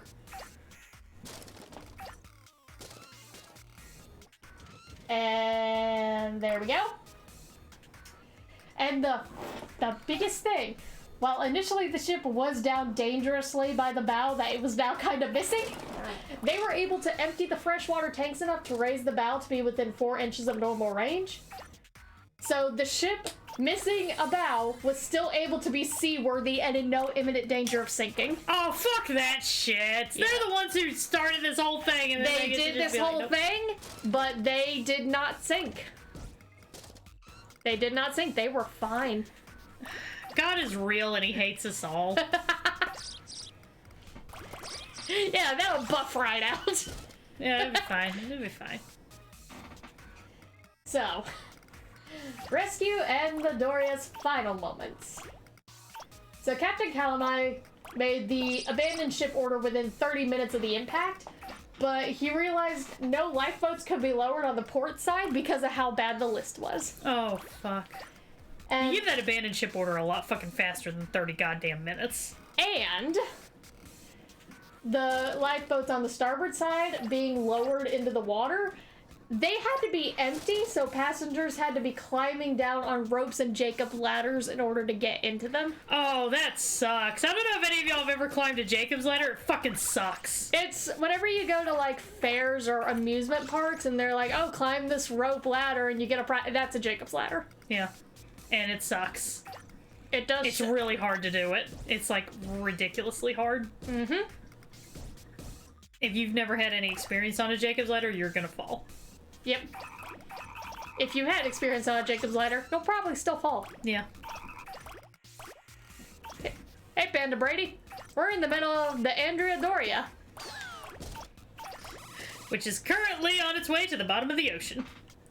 Oh, don't worry. It's still got a good number of ladders. Or, I saw ladders in the chat. It's still got a good number of hours before that happens. Oh, yeah. That's what sucks the most about ship disasters. It's so slow and terrifying. It is. Ugh. Yeah. So, a distress signal was sent again from the Doria, this time clarifying, hey, we need lifeboats more than anything. Hey, bring us a boat, please? Yeah. We do get some moments of human kindness in this story. Oh, that's nice. Yeah, it's heartwarming. It's nice. So, The first ship to respond was a freighter called Cape Ann of the United Fruit Company. Yes? I'm sorry. It sounds like the beginning of a joke. It sounds like a corporation full of gays. Yes. I don't know what they would sell. What would the United Fruit Company sell? Interior design advice. Probably. Yeah, it'd be an interior design bureau. Holy shit, that's amazing. Okay, sorry, continue. So they quickly set a course for the collision site of the ship. And along with that, other ships to respond were U.S. Navy ships Private William H. Thomas and USS Edward H. Allen, who were both heading to New York with troops, and they began readying lifeboats as soon as they got the call and started heading towards the site. Oh, that's nice. Yeah. On top of all of that, do you remember how to read French? A little bit? Why, do you need me to look at something? Yeah, just for a second. Okay. Just so I know how to pronounce it. I got it highlighted for you. Ile-de-France. Ile-de-France. Okay. Thank you. You're welcome. So on top of all that, another cruise liner ship, whatever, the SS Ile-de-France, after realizing the severity of the situation via contact with other ships that were going to be responding, they turned their happy asses right around from where they were leaving New York and headed right back to help aid and rescue. Wow, the French were actually useful. That's cool. Yeah, and this was a French cruise ship, basically, with already half capacity. And they were like, we're supposed to keep a schedule for the passengers, but then they were like... But fuck the passengers. Yeah, they kind of were. They were like, these people need help, and we have the way to help them. We're gonna go help them. That's really awesome. Yeah. If I was on a cruise liner, which I will never be ever again for the rest of my life, but if I was on a cruise you out ship, of it? Yeah, I'm pretty well talked out of it at this point. If I was ever on a cruise ship, after all of these disaster casts, so basically I've just decided I have a death wish and I want to die. And Die in the most luxurious way possible. Yeah, and the captain did something like this, I would be like, you know what? I'm glad I picked this. That would actually really make me be like, you know what? I'm glad I picked this cruise ship. We actually to die on. talk about the passengers a little bit later. So we got a couple ships coming back immediately to help out. Right. That's cool. That's cool. And all of them are like preparing lifeboats while they're turning their happy asses around to speed their way to save them. Here I come to save the day! Pretty fucking much. So, on the Andrea Doria, everything's fine. It's fine. It's fine. Rescue was a bit of a mess because both crew and passengers were starting to panic. Fair enough. Fair enough. I'd be pretty panicked in that situation as well. I mean, if my ship's basically it's inching its way to victory at 90 degrees.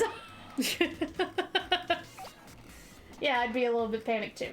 So to aid in rescue for a situation he pretty much was directly responsible for, Captain Nordenson of the Stockholm, after making sure his own ship and passengers were safe. I could kind of understand. Okay, yeah, I can sort of understand the logic of that. He does ultimately have a responsibility to his own ship. Yeah, so after he did that, he sent out lifeboats to the Andrea Doria to help and bring them aboard the Stockholm, and this was in the first 3 hours of rescue. So they were starting to ferry people onto the Stockholm for help. Okay. Again, even though they directly caused this shit. Yeah, it's like, I'm not going to be as kind to him as I am to the others, just because, you know, like, the others, like, the French cruise ship had absolutely no obligation to assist. Yeah. They were just doing so out of kindness. The Stockholm definitely had an obligation to help. Yeah. Speaking of the French cruise ship, Okay. the Ile-de-France was the first to arrive on scene about 3 hours after the collision, and they positioned themselves on the starboard side of the Doria, both to help shelter it from any possible oncoming weather. And they also turned on all of their exterior lights on their ship to allow the Doria crew to see. Oh, that was a really cool move. Yeah. This French ship, like, they are killing it. Sounds like it. And they keep doing it. Good for them. Yeah, the ship's captain, Captain Baudin, that's how I'm gonna pronounce it, fuck you, was able to coordinate the rescue of the bulk of the passengers by having 10 lifeboats shuttled back and forth between his own ship and the Doria, as well as whenever other ships started showing up and they let their lifeboats down, he was coordinating those lifeboats too. Oh, wow. Yeah. They were really on top of this. Like, I really appreciate Yeah, he was fucking on it. And in... You just know this dude was like, oh, fuck yes, this is literally what I've been waiting my entire life is for this moment. Well, he's been a captain for like 30 fucking years at that point. Wow, so he's like, he's definitely a guy who's like, no, I know what to do here. Yeah. Everyone stand aside. Yeah, pretty much. I really appreciate that, actually. And in another show of human kindness, some people on the Ile-de-France gave up their own cabins to allow the survivors to get some rest, change their clothes, and Aww. get warm. Wow. Yeah. Who'd have thought the French would be so helpful? Yeah. See you later, Panda Brady. And unlike the Swedish and the Norwegian, they didn't spend the whole time being like, well, do you know what would have prevented all of this is if you had the socialized healthcare? Is this old lady ramming you? Yeah, she is.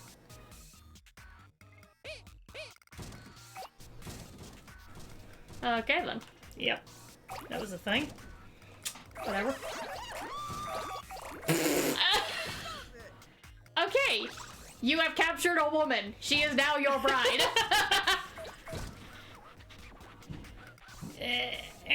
Almost got it. You lost some of it. I know. Got it. There you go. There you go. I hit the goal. Yeah, you're fine. So, See you later, Panda Brady. so out of the 1,663 passengers and crew saved from the Doria, they were divvied up as such. Okay. So the Ile-de-France rescued the most by taking in 753 survivors. Nice. Yeah, they fucking killed it on this. The Stockholm was able to take in 545 survivors, of whom 234 of them were crew members. Cape Ann, from the Fruit Company, managed to take in 129 survivors. The private William H. Thomas was able to rescue 159. Wow. Yeah, the Edward H. Allen was able to rescue 77, which included a reluctant Captain Katamari and his officers. I'll talk about the reluctance in a minute. And so, in a surprise move, the tanker Robert E. Hopkins had shown up to give aid and rescue anybody. The only person that they rescued was one American sailor who had slept through the impact and evacuation of the ship. And he was saved by the tanker after the ship had already been abandoned. So they literally were like, and I'm here too! Yes, and they actually did something good. You know what? It's fine, it's fine. That works out. Yeah. Okay, so we're gonna talk about Captain Katamari real quick. Oh, God. Okay. So this man was a captain through and through. He was determined as all hell to go down with the ship. I will go down with this ship. Okay, sorry. Had to get it out. Everyone would have been disappointed if I hadn't done it. Well, he was determined even after everyone else had been rescued, save for one sleeping American sailor no one remembered, apparently.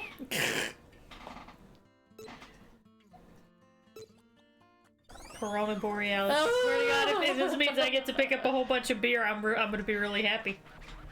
Better beer than viruses. I genuinely do feel like, I don't agree with the idea that captains should always go down with their ship. I don't agree with that idea. I do think a captain should at least be the last person off the ship. Yes, that is very true. I think that at the very least the captain, I do think the captain has a responsibility to ensure the safety of his passengers and their crew, and then be the last one off the ship, but I don't think that... You don't always have to go down with the ship. Yeah, I don't think you should have to go down with the ship. I don't think that should be expected of a captain. Well, even though the collision was not his fault and he did everything he could, Captain Katamari said he wanted to go down to atone for his mistakes. But he didn't do it! It took his crewmen talking him out of it, practically dragging him away from the captain's wheel to get him off of the ship. I'm pretty sure the Stockholm was just off to the side being like, look, you don't need to do this. Like the other captains be like, dude, it was entirely my fault. Like, It was would you can come over here and punch me. You can kill me if you want, just get off the boat. Get off the fucking boat, dude, Jesus! Yeah. It's just It's like, dude, please get up, please. fucking punchy. Yeah, depression hit almost as hard as the Stockholm did. Oh god. So,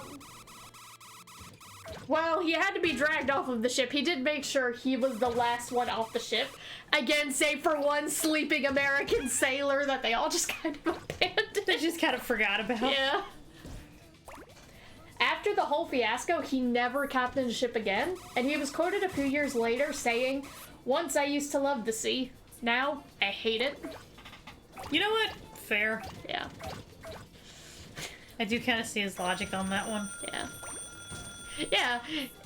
Yeah, I would rather he had to be dragged off of the ship than do what Captain Schettino from Costa Concordia did. Yeah, but that shit was funny as fuck. It was funny. It was fun. Vado Bordo Castle. So, sounds like there weren't a lot of deaths in this instance. I will get to that in just. Oh, okay. Sorry, I got a little ahead of the curve. You're fine. You're fine. There wasn't a lot of deaths actually. That's really good to hear. Yeah. So once evacuation was complete, the captain did entertain the idea of towing the ship back into shallow water, but after he kind of realized the ship was doomed, he just like, God, Yeah, he's let just it like, go. No, I'm tired. He pulled a Mac dozen. I'm tired. Kind of at that point. I kind of don't blame him at that point. I'd just be like, no, I'm tired. Fuck this. Like, your ship has just gone down. It was not your fault, but it still feels like it's your fault. Even though you literally did everything you could have possibly done to avoid the situation. Aside from get on your fucking radio and call the other guys and be like, hey, I was about to what are say, you just doing? wait. The courts are gonna find some way to try and help blame him. Of course. So, the boat really started sinking at 9:45 a.m. the next morning, July 26th. Mm-hmm. And it had officially sunk by 10:09 a.m. Okay. 10 hours after the collision, so... Good lord. Yeah. So it was like 9:45 a.m. whenever it was really taking on water, and then by 10:09 it was down. Like, not even... I could watch an episode of Sailor Moon in the time it took for that thing to go down. You could watch some cousin incest. Yeah. Some gay cousin incest. Yeah. I still don't understand why they thought that was better than Girlfriends. I don't know. But it's still fucking funny. Anyway, the 6 ships in the rescue sailed back to New York to allow families to reunite. And I'm gonna give a little fun fact / side story. Okay. 1 second. I like a side story. That's a great story. Thank you for sharing that. Thank you. So ABC Radio Network News host Edward P. Morgan was reporting on the collision, not mentioning to listeners that his own 14-year-old daughter Linda Morgan was on the Andrea Doria. What the fuck? He was just doing his job, and he didn't mention it, and he of course feared, oh god, she's dead. Yeah, fair enough. But he was maintaining his professionalism, still just doing... I feel like at a certain point we take professionalism just a little too seriously. Can I just say that? Just wait. So, however, Linda was actually thrown from her bed as the 2 ships collided. She was thrown from her bed on the Andrea Doria and landed on the deck of the Stockholm. Are you fucking serious? Completely 100%. Holy shit, that's amazing! That's the most serendipitous throw ever. Yeah, she didn't suffer from any life-threatening injuries or anything. Holy shit, just like she literally was like, crash! Looks up on a different ship. What happened? Pretty much. I'd be She looked up and said, I was on the Andrea Doria, where am I now? Like, Jesus Christ, did that impact, like, send me through a wormhole or some shit? So she was dubbed the Miracle Girl. Fair. After, you know, this very surprised crew saw a girl in a nightgown just pop up onto their deck. Hi! How you doing? So she was like in her room? Yeah, she was in her room. How the fuck did she get? How the fuck did that happen? The cut from the icebreaker thing was 40 foot deep. Oh yeah, that's right. So it like sheared off right at her door, babe. Yeah, it cut into a lot of the first class cabins. That's incredible. Yep. Yeah. Yeah. That is insane and so fucking cool. So she literally sounds like she just poked her little head out of one of the cabins like, hi, I don't think I'm supposed to be here. She was just laying in bed dreaming about some shit. The impact happened. She was thrown from her bed and she probably just skid across the deck of the Stockholm, landed at the captain's feet, looked up and said, "Are you my new dad now?" Are you my dad? Okay, so the next night, Edward P. Morgan gave a very emotional broadcast after learning that she was alive, and it's actually one of the most memorable radio broadcasts in history. Oh, that's really cool. Yeah. She was one day from retirement.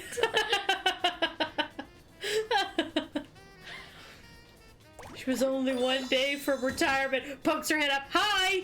Oh, looks like that. Okay, you didn't throw away the cake, right, Kieran? Cake's still there, right? Okay, great. Damn, we still have to pay her severance now. Fuck. I do actually think that to a certain degree, I think there is some, like, movie-wide conspiracy to kill the cop who's only one day away from retirement so that you don't have to pay severance. Yeah. Like, the chief just does whatever he can to, like, make sure that that's the guy who dies during the shootout. I mean, that's probably why Lowe's was really whenever I quit. Yeah?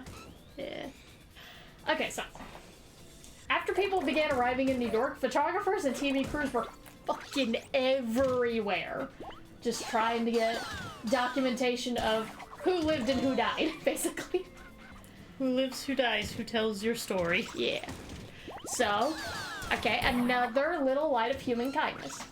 Several major department and clothing stores set up booths at the port to give arriving survivors new clothes and shoes to replace both the waterlogged ones they were wearing and what they had lost with the ship going down. Oh, that's nice. Yeah.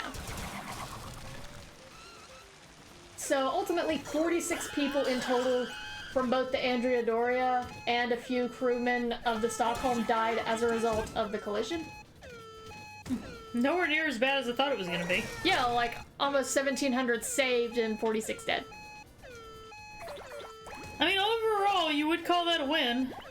Yeah, but you're not gonna say that to the families of the people who did die. Probably not, no. That probably wouldn't be the best route to go. Yeah. I did it! Yay! Yay! Yay! Yay! You don't have to pay their pension, that's true. So, the aftermath, the lawsuits, and the legacy. So after everyone was deemed fine for the most part, months of hearings and investigations were launched to see who they could blame for this shit, but an out-of-court settlement ended up being reached, and the hearings ended abruptly in the middle of crew from both ships testifying on what happened. Yeah. So, we weren't gonna have a big trial, but then out-of-court settlements. Yeah! Yeah! That makes sense. Yeah, both shipping lines contributed to a fund for the victims, and each of them absorbed their own damages. With, you know, the Swedish line, they were looking at about $2 million, mainly for the front of the ship. And the Italians were looking at about $30 million because they lost an entire boat. Yeah? Oh, I feel it. I feel the I know that it says, like, both lines contributed to a fund for the victims, but I'm just like, maybe the Swedes could have just handled all of that. Yeah, it's like, Feels like the Swedish people probably should have been like, hey, so this is mostly us, so we're just gonna take care of this. Yeah, so a U.S. congressional hearing was held to try and determine fault, and we got a couple of things listed. Hey, Raging username. Oh, okay, Kayla's taking the lounge position again. She's ready to spill some tea.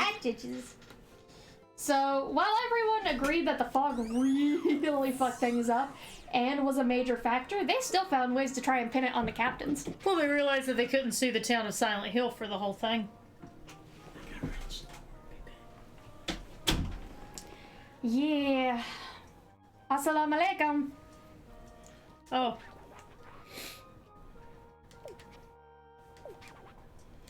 Anyway, so Andrea Doria went the wrong...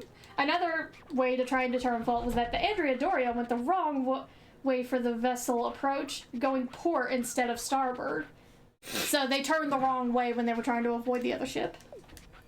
And they were traveling at a high speed in the fog, reducing their visibility to damn near zero. Yeah. Which I'm just like, okay, yeah, that's fair. They shouldn't have been going that fast. But also... Yeah. This feels like this incident was just a little more one-sided. Yeah. So the Stockholm fucked up by not determining how far off course they were, which allowed them to, you know, get put on the track for the incoming vessels. And again, no real fault was determined despite all the factors because of the settlement agreement that came out. Ugh. So we don't get any definitive things of what happened. Only And our own interpretations. I and our didn't own- mention them here in my notes because I was getting a headache. There are, of course, plenty of conspiracy theories about what happened. Oh, great. Always. There's always a conspiracy theory. It's always a false flag operation. Joke's on you, there's multiple conspiracy theories. Yeah, there's always conspiracy theories. And I realize that I'm saying that after having joked, oh, well, it's probably they did it so they didn't have to pay pension. But I'm joking when I say that shit. I don't actually mean it. So, as a result of the collision, new rules were implemented to increase training of radar equipment on ships, because neither crew really fully knew how to work those things. Seems like that is a hell of an oversight. Well, like I mentioned before, they could use them well enough to know there's a ship in the general area. Yeah, but that does not seem like that was very helpful. It wasn't. It wasn't. It was not. Yeah, under present circumstances, feels like in the general area probably wasn't specific enough. Yeah. So on top of that, approaching ships were now required to make radio contact with one another. I asked to require, you see another ship, you radio them. So, hey, everything good? Yeah. You alright? Yeah. What you wearing? And another change to come about was reinforcing the rule that ships need to turn starboard in a head-on situation to avoid collision. So That's we a don't sensible have rule. two people going in the same direction by accident. That's, okay, yeah, that does make sense. Yeah. Yes. Okay, so for years afterwards, because as I believe Lunatic Goose mentioned, the Andrea Doria has been a frequent stop and exploration site for divers because, as Lunatic Goose mentioned, it's lying at about 160 feet of water. Mm-hmm. It's not that far down. It's not Titanic levels far down. Okay, just far enough you can just, like, pop down there and take a look at it. Pretty much. And it's been referred to as the Mount Everest of scuba diving. In that, the only thing harder than getting down there is not talking about the fact that you made it down there? Yes. Yeah, so it's frequent for just scuba divers to, you know, have that on their repertoire. And also treasure Adventure tourism. hunters. Adventure tourism. Yeah. Treasure hunters and shit, man. It's still a frequent spot for treasure hunting. Like, the ship had 3 bells on it. 2 of those bells are gone. Who the fuck steals the goddamn fuck-off bells? The only reason the 3rd one hasn't been taken is because from years of deterioration, the ship's kind of caving in on itself a little bit. So they believe that the section where the third bell was held, where it was put away in storage at the time, is now inaccessible, so we may not be ever able to reach the third bell. Darn. Also, someone had to cut off the statue at the ankles, but someone stole that fucking statue. I love the determination. Yeah. Yeah, Lotigus, that's another thing. Everyone knows where the wreck is. Everyone knows where it is. It's not that far down, and there's still a whole bunch of shit in there you can steal. Not that we would condone that. Nah, plus it's been pretty picked clean from years and years. It's picked clean of the really valuable things. The most you can get, if you really look for it, would be like, you know, China and stuff from the ship. Mm-hmm. If you're really determined and you got a good crew with you, you can maybe steal some big fuck off things. Like a big fuck off bell? If you could find that big fuck off bell, you could take it. I mean, I imagine that big fuck off bell would probably be like a worthy trophy, considering that, you know, like we talked about, it's currently kind of missing. I mean, the Wikipedia article listed the names of the two people who took the two fuck off bells before. There you go, y'all. Get your name on Wikipedia. Go take a big fuck off bell, if you can find it. Yeah, the only other names listed in that section are the, I think, 30-ish people who have died going down to the wreckage to try and take shit. Yeah, fun fact. Wreck diving is fucking dangerous. Dangerous as all hell, my dudes. Not as dangerous as cave diving, but it's pretty dangerous. It's up there. Yeah, that's why they don't confirm the location of Yorktown and the Indianapolis. You are completely right, Lunatic Goose. That's also why the, we talked about this ship before. The name is escaping me right now, but it's the ship that carried the cars. It had the front door on it that could lift up to let cars on. Yeah. And then it fell off in the middle of the ocean, and the boat sank within like 30 minutes or something like that. Yes. I know which one you're talking about. Yeah, that's another reason why we have that treaty that says the country surrounding it cannot go and explore the wreckage of that ship. No, it's to cover things up. It's part of the conspiracy. Yes, that's it. So the Andrea Doria has long stayed in pop culture after the wreck, from art to video games to books, but my favorite homage Okay. to the Andrea Doria is the movie Ghost Ship. The aforementioned haunted cruiser was heavily based on the Andrea Doria, and it's only like a couple letters off from the name. Oh, shit! Yep, I didn't realize that until reading this, and I'm just like, I need to see that movie again. Ghost Ship, the really disappointing thing about Ghost Ship was that it was meant to be so much better than it ended up being. If you want to see Carl Urban having to eat a spoonful of maggots for a scene while he's a treasure hunter looking for a box of gold on a ship, watch Ghost Ship. It's amazing. I didn't realize until years later. I'm like, oh my god, that's Carl Urban. That's Bones. That's Billy Butcher from The Boys. Like, bro. That's fucking Aomi. God, I can never pronounce his name.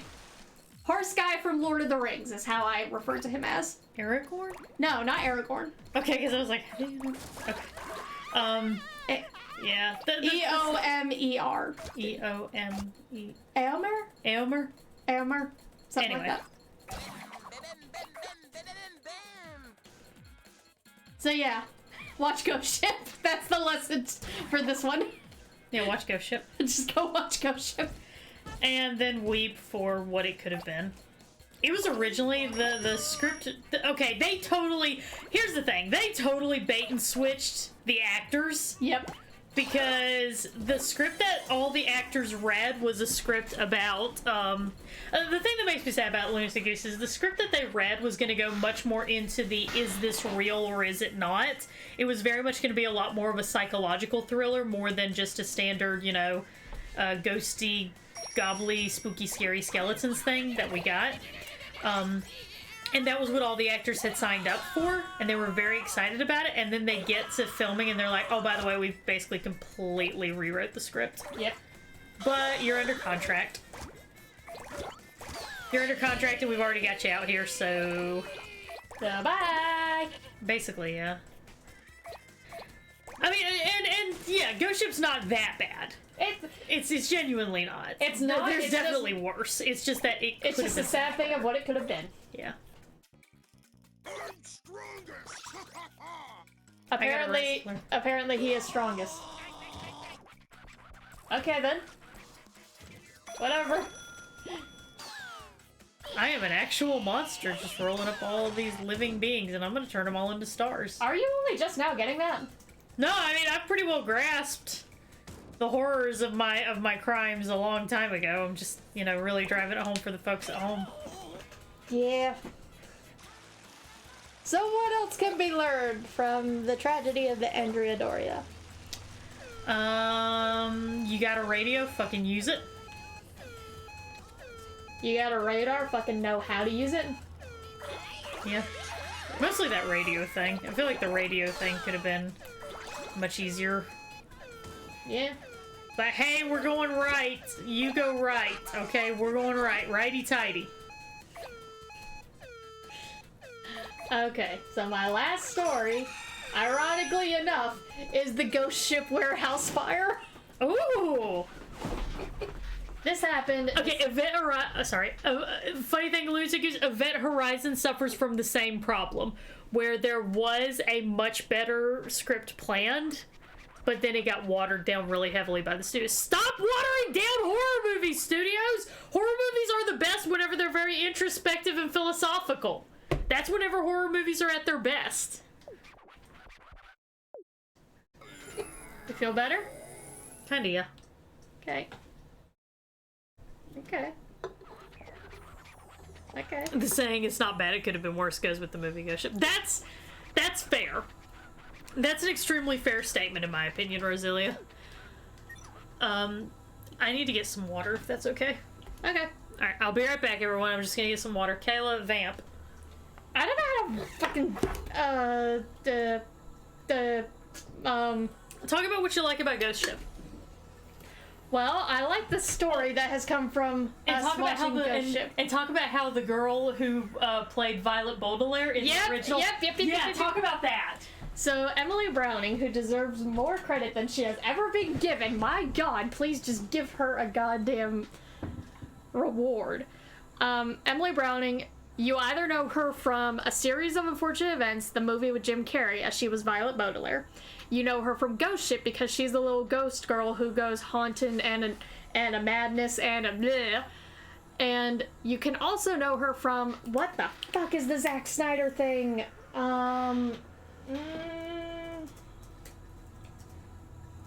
Sorry, I'm trying to remember the name of the movie right now.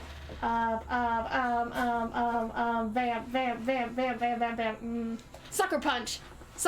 She was, yeah, thank you, Shola Monkey. She was the lead in Sucker Punch. What I'm saying is Emily Browning deserves better. We do not deserve her.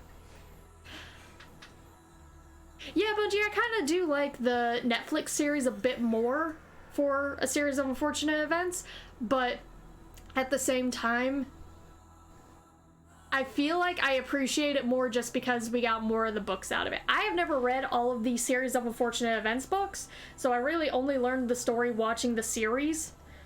And one reviewer I like, Dominic Noble, he actually made a very good point when he was talking originally about the series, about the Netflix series, and also about the movie.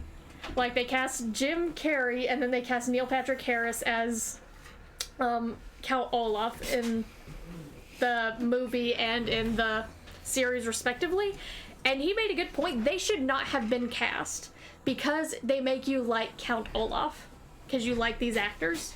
Yeah.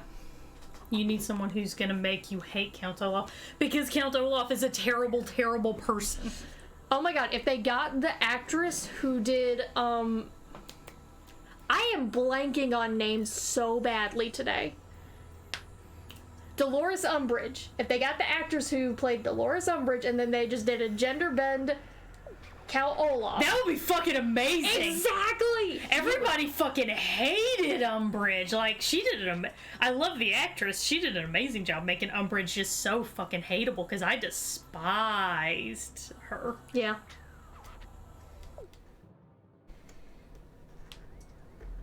Yeah. But that's not. But the thing is, Bungie, Count Olaf is meant to be the bad guy. I don't want him humanized. He's the bad guy. He's trying to murder 3 orphans so that he can take their fortune. He's a bad guy. Yeah. I don't want that to be redeemed. Yeah. I liked the person of indeterminate gender. That's what that is. We'll be seeing your father soon, children. Oh, Jesus fucking Christ. I just think, like, with how much time they spent having Count Olaf be evil rather than giving him background and trying to humanize him more, they should have had an actor who was much better at being hateable. Yeah. Ooh, Zachary Quinto for Olaf. I could see that. Maybe the orphans. All right, listen, y'all. I am the openly child-free person who has openly said I do not like kids. I do not want them. That is not for me. And I do not hate kids with the veracity of people who actually either do want kids or just haven't openly stated that they don't want kids. Me. And I find that very interesting. Like, I'm the person who's like, nah, I don't want kids, but I'm never like, oh, well, you know, kid probably fucking deserved it. Yeah, Bungie, the Olaf's minions were so much fun. They were amazing and I loved them. Oh my god, gender bend Count Olaf with the actress who played Dolores Umbridge, and later on, whenever Count Olaf gets the girlfriend, and then we just get a lesbian relationship, that would be the best. Lesbians raising this little shit child. Bear! Yeah. Oh. Score you got. Okay. Okay. It's small. We don't lose a small little cub like this. Fine. We'll somehow scrape up and earn some major fruit. Oh, I guess I was supposed to, like, find a big bear. Okay. I need to go back and clip this and have it named Bird Blows His Load Too Early. Yeah, I guess I did. Oh, I feel it. I feel the cosmos. I'm oddly addicted to this game. I know. I figured that would be what happened. Back. It's going to attack me. Okay, eat the child. The little shit anyway. You just took a baby bear. I didn't mean to, but I was gonna roll up its mama too. Yeah. So the Ghost Ship Warehouse Fire! Okay. So this happened December 2nd, 2016. So this is recent. Okay. I like this. I like recent disasters. Those are fun. Yeah. This is the story where it's very obvious that some shit was gonna happen. Mm-hmm. So we go from a story where it's clearly one person's fault, and even then you could kind of say it was an accident, to this person knew something like this was gonna happen and did nothing to stop it. Yeah. So background is gonna get a little bit into, you know, tenants and landlords and subletting. Oh boy. Yeah. This is always the shit that I love. So the building was a 9,880 square foot cement block warehouse constructed in 1930. Okay. It's an old bitch. Mm-hmm. The building was bought in 1988 by Chorning, who used the electrical system for the building to power their nearby auto body shop and cell phone store that they had in the area. Okay. So we're using one transformer electrical system to power 3 buildings. I'm sure that's gonna go great. It's fine. A woman rented out a space in the building in 2014, but she was so uncomfortable by the electrical system that was basically composed of electrical cords running all around the building that she slept in her car. Jesus. That's how bad it was. So, you know, off to a great start. Yeah, this is gonna go great. It's fine. Chorton leased the building to Derek Almina and Nicholas Bouchard in 2013, who agreed for the property to be used as an art collective to build and create theatrical sets and offer workshops for community outreach. Yay. This was in California, if you couldn't tell. Yeah. Almina was the one to dub the building the Ghost Ship. Remember Derek Almina's name. Okay. So Almina lived on the second floor of the building with his wife, 2 daughters, and his son. Okay. So he's living in this building with his family, even though, remember, Yeah, the electrical situation was so bad that... a woman slept in her car. Yeah. So he ended up illegally subletting the space on the first floor, charging 25 resident artists between $300 and $600 a month in rent, with the tenants dubbing their space Satya Yogya. What? It's something in Hinduism. I didn't do a whole bunch of research into it because I couldn't fully understand it and I thought it would go way off track. Fair point. Fair point. It's something related to Hinduism because, again, this is an art collective. Okay. And if you don't know what an art collective is, it's where artists live together and talk about their art and they do their art and they just... A place where Bird would be miserable. Yes. Because I couldn't even handle 40 minutes of one guy telling me all about how he was the son of Scotty, so... Yeah. Yeah, one of my calls, by the way, was from the son of the guy who played Scotty in the original Star Trek, and you would think that would be really, really cool, but it wasn't. He wouldn't stop telling me all about how great he was, and it just, like... That inferiority complex, my man. Yeah, it was pretty bad. I was half expecting him at one point to be like, and what have you done? And then I'd have to be like, well, people actually kind of like hearing me talk about stuff, so, you know, that's about my accomplishment. Jesus. Okay. So, Almena told members of the artist collective who lived and worked there to tell other people the warehouse was just a 24-hour art studio, not that they were living there. Okay. Oh, no. Almena even told an officer in either 2014 or 2015, we couldn't get a definitive date on that, that no one lived in the building. A statement he repeated several months before shit went down. So he's just determined to lie to everyone and say, no one lives here. What are you talking about? There are no tenants in Bossing Say. Yeah.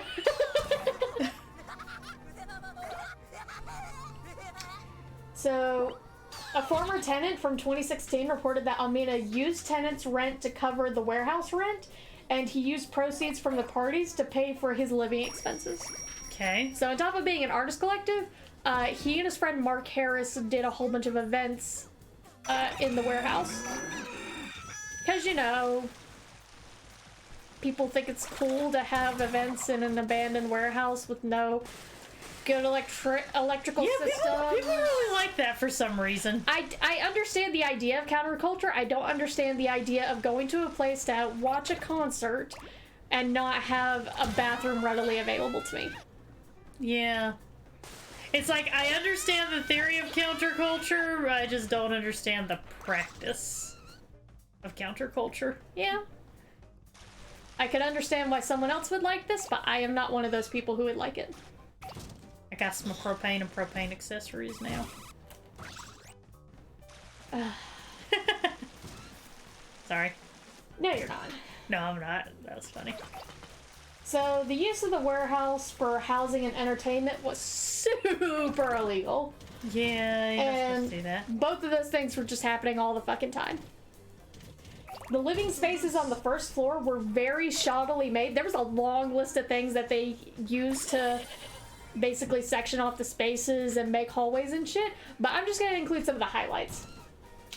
So, they were very shoddily made with things such as wooden studs, steel beams, intact motorhomes and trailers that were dragged into the warehouse. Wow, yeah, no, this is not okay. You cannot do a lot of these things. Corrugated metal sheeting, plywood, tree stumps, and tree limbs. Ooh. Did I mention that a fire is the main disaster that we're gonna be talking about. You did mention a fire at some point, I will say that, so... Gee, I wonder how that happened. I wonder. But wait, there's even more. Oh, Jesus Christ. The building had a long list of known problems that weren't fully documented or known outside of the people living there, because whenever the city inspectors would come to visit the site and try to take a look, no one would answer the door, so legally they couldn't come inside. Yeah, legally they couldn't, but when has that ever stopped the police before? Well, it's not police, it's city building inspectors. Oh, you know what? Never mind. That makes a lot more sense. Yeah. So one of the only things they could that police and inspectors could definitively say was happening was that parties and events happening in the building were illegal due to not gaining permits from the city to do so. But they still never really did anything.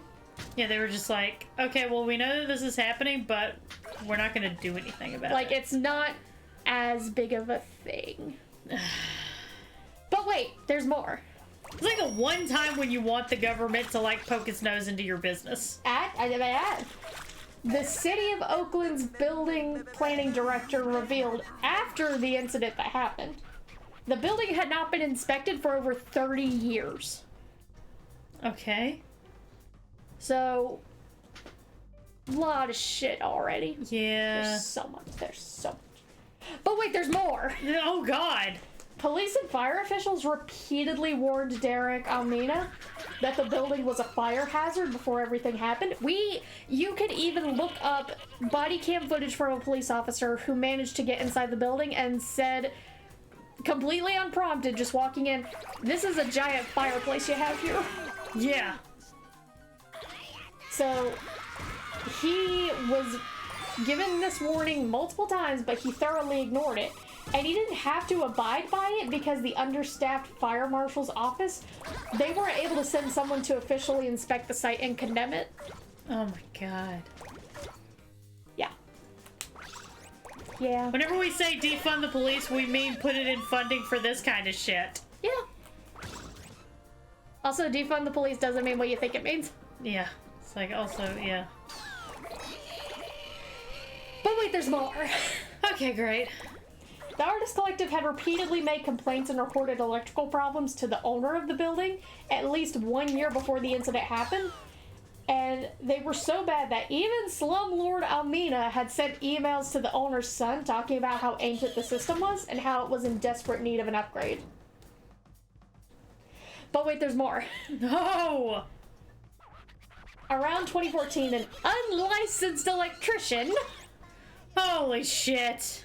An unlicensed electrician was sent out to perform repairs on the building, as sent by the owner, and he reported to the owner that having 3 buildings on a single transformer meant meant for simply just lighting a warehouse was incredibly dangerous.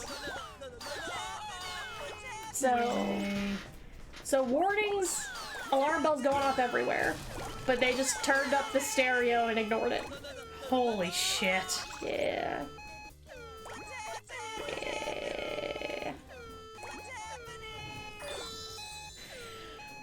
So the disaster itself. Oh yeah, that's right. We still gotta get to that part. Yeah, we have only just been doing background by now. Like, we just really need to make it very clear how negligent this guy was. Yeah. Derek Almina, do not forget that name. Yeah, defund the guys harassing peaceful protesters. Fucking exactly. Yes, please. So the disaster. On the night of December 2nd, Derek Almina's assistant, Max Harris, I probably called him Mark Harris earlier, sorry about that, hosted an electronic music concert for independent musicians, having between 80 to 100 people attending the event. Fucking hipsters, man. This is along with the 20-ish artists who already live in the building. Ironically enough, Almina's wife and daughters had gone to a local hotel so the girls could get some sleep. Which I guess turned out to be a good thing. Yes, that was an incredibly good thing for them. Jesus. So, hold on one second. I feel it. I feel the cosmos. My throat is getting dry. Clarify. Gemini came home, handy hand. Are they gay boys? They're twins. Oh. The Oh. Gemini is the twin. I don't know star signs. Oh, okay. Anyway. They can be twins and be gay boys. They just don't have to be gay boys with each other. Yeah, they're gonna not need to not be. Self-cessed. Okay, anyway. So Max Orr, a jewelry maker and resident of the warehouse, he was the doorman, and he was the first to notice when the fire broke out from an unknown source. It is still unknown definitively where this fire came from, where it broke out. More than likely, it was an electrical thing. Yeah, I was gonna say, I mean, sounds pretty obvious. Well, yeah, but we can't definitively say which outlet caused it, you know? Anyway. Feels like it doesn't really matter, all things considered. It doesn't. Everyone kind of agreed it doesn't really matter. So he ran to his space and he grabbed the biggest fire extinguisher he had, as well as waking up 2 other residents to grab their fire extinguishers to come and help. Okay. So we got 3 fire extinguishers immediately trying to go for it, trying to help. Their efforts didn't make an impact and the fire exploded across the ceiling. So all 3 men dropped their fire extinguishers and just started yelling fire, trying to tell everyone. I love how they were gonna try to keep it secret first. I'm like, okay, well, let's keep this really, really secret if we can. And then it's like, oh, shit. Well, if the fire department came, the city would get wise and then they wouldn't have a place to live. So we'll just keep it quiet for now. Yep. Dumbasses. Yep. Sorry, I just have no sympathy for this guy at this point. Yeah. Yeah, a lot of fire extinguishers just hanging around. Almost like they were aware that this could potentially turn into a big problem. Yeah, the residents actually had their own fire extinguishers that they bought. God. And I don't blame them at all. So, Carmen Brito, who was sleeping in the back of the building on the first floor, woke to the smell of smoke, and she was able to run to the front door before the lights of the building failed and turned off. Shit, that's all it. Again, the second the lights go out, you know shit's getting real. Yeah, another tenant, Ryan O'Keefe, said the fire was spreading so quickly that within minutes, it became a raging inferno with smoke filling every space in the air. Ugh. So it was quick. It was quick. Yeah, I mean, they were living in a tinderbox. Of course it was quick. Yeah. Yeah. That's like the least surprising part of this whole story. So, because of the electrical issues and the cheap way the building operated, there were no fire alarms, there were no sprinklers, and there were no smoke alarms. So, people on the second floor were at a huge disadvantage because they couldn't be alerted as to what was going on unless... One small miracle is that everyone on the first floor running out was yelling fire as they went to try and warn other people. But it doesn't do a lot. No, it don't. The huge fuel load in the building, i.e. the wood they were making makeshift hallways out of. Yeah, that thing. The huge fuel load and the makeshift construction made it very difficult to survive the fire, let alone escape it. Because with all this shoddy workmanship, this place was a fucking maze to try and go around. At a certain point, just like, lower your shoulder and fucking charge, man. Yeah. Although it's hard to charge with those... with those fucking trailers that were dragged into the building. That's a fair point. Which, why would you do that? You have the trailer. Just, look. You don't need to be inside a building. I mean, because it looks cool, I guess. Very counterculture, very alternative, man. Very stupid. Yeah, that too. So, there were only 2 stairways. One was in the back and was concealed by the music stage and the furnishings. So that one they couldn't really get to. The front stairway was made out of a stack of wooden pallets. Oh my god. Yeah. I just cannot get over how stupid this is. Yep. Yep. Yep. So, because of the maze-like layout, even if you made it down the stairs, people were trying to navigate their way to the front door through a mess of pianos, mannequins, and pallets. There were a lot of pianos in there. Because art. Me. Jesus Christ. I don't understand. I feel kind of bad making all these artist and hipster jokes because people died, But it literally killed them. it's like, but literally you died for your art.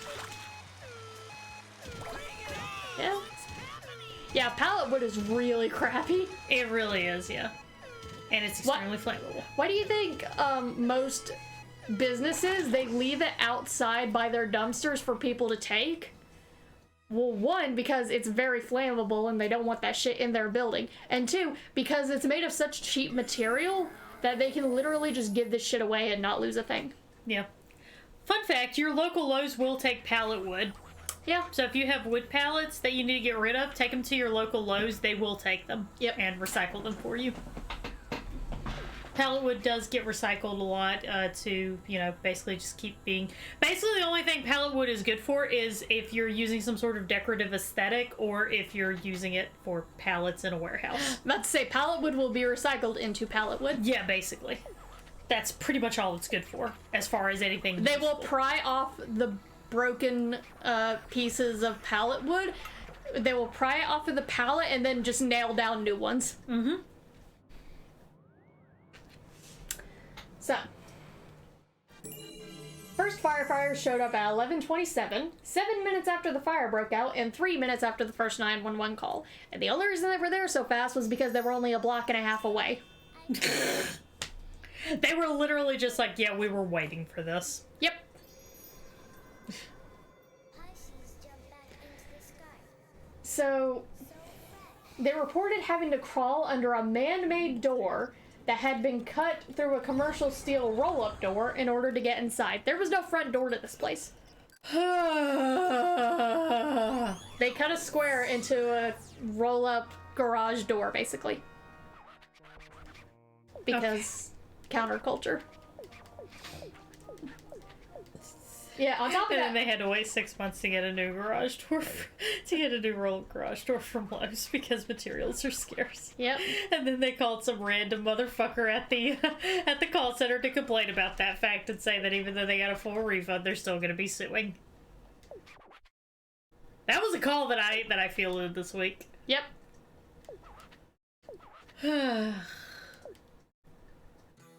So yeah. Anyway, sorry. On top of this, the firefighters reported almost no visibility from the terrible smoke, and they said there were a bunch of unknown obstacles, i.e. everything in the fucking way, so they walked in there with the 50-foot hose, but after having to navigate this maze of all this shit in front of them, the hose only ended up reaching about 20 feet. Fingers. Yeah. So, more firefighters had to be called in, both to contain the fire enough to not have it spread to other buildings, but also, again, because there was such a maze of items that they had to navigate through, they needed people coming in from any other, opening they could, just to try and get... We gotta houses that double walk team this inside. bitch! Yes! We gotta DP it! We gotta TP it! We gotta quad P this thing. You joke, We get but, the echidna. you joke, but that's literally it. Yeah, no, yeah. I joke to cope.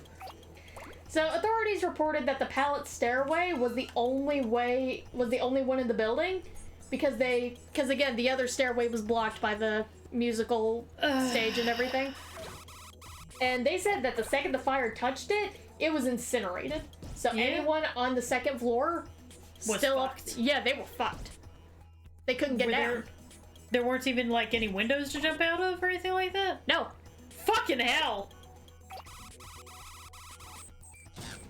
Yeah, so 22 minutes after the first firefighters had arrived, 4 other engines were on the scene, and the fire had grown tall enough to light up the night sky. And the firefighters inside were ordered to withdraw in fear of the second floor collapsing on top of them. Yeah. Yeah, within 10 minutes, the second floor had collapsed, and the roof followed within 5 minutes after that. Oh. So it just kind of crumpled in on itself. Yeah. It took 52 firefighters working until 4:36 a.m. to declare the fire under control. But those on site knew that a dozen people were missing, at least. And they were terribly shaken up knowing that they had not been able to rescue a single person. Yeah, that would be pretty horrifying. Yep, It's difficult being a first responder. it is. Because sometimes you're the first responder. Because sometimes first responder just means you're the person holding their hand while they die. Yep. Yep. So, you know, first responders, man, be kind to them. Be very kind, please. I do know of one first responder who, sorry, we're gonna get really, really dark here, y'all, so fair warning, this is gonna get very dark. But I knew a first responder who quit because he had a situation where so it was a response to a car accident, because first responders, they're the first responder for everything. Yep. Car accidents, fires, all that shit. And he was one of the first responders to a car accident, but the problem was sometimes you end up in the exact situation like what was just described, where the people are trapped and you cannot get them out. Yep. And the thing about car accidents is there's fire in car accidents. And he was the first on scene at a really bad car accident with a family that was trapped inside the car while it was burning and they couldn't get them out. Yep. And he was there while they died. And it was like he couldn't do it anymore after that. Which, yeah. I'm sorry to take the whole thing in such a dark direction, but it's to emphasize first responders, they go through a lot. A lot of them have like mad PTSD. Yeah. So please be very kind to first responders. Yeah, all the firefighters who were initially on scene for this, like, were given free therapeutic care. Good. They needed it desperately. Yeah. So, recovery began the next day for victims after the fire was out, but due to the various items inside and the precarious nature of having to move everything, it took 3 days of searching before the last bodies were recovered. Yeah, whenever a building collapses, it becomes really difficult to find bodies, as evidenced by the fact that we are still finding bodies, like, what, a week or two after the Shoreside condo collapse. It's almost like 2 weeks later. Yeah, we're still finding bodies. Like, we're not done yet. That's why we've put a hold on talking about that one, is because we're still in the middle of locating bodies. Yeah. So,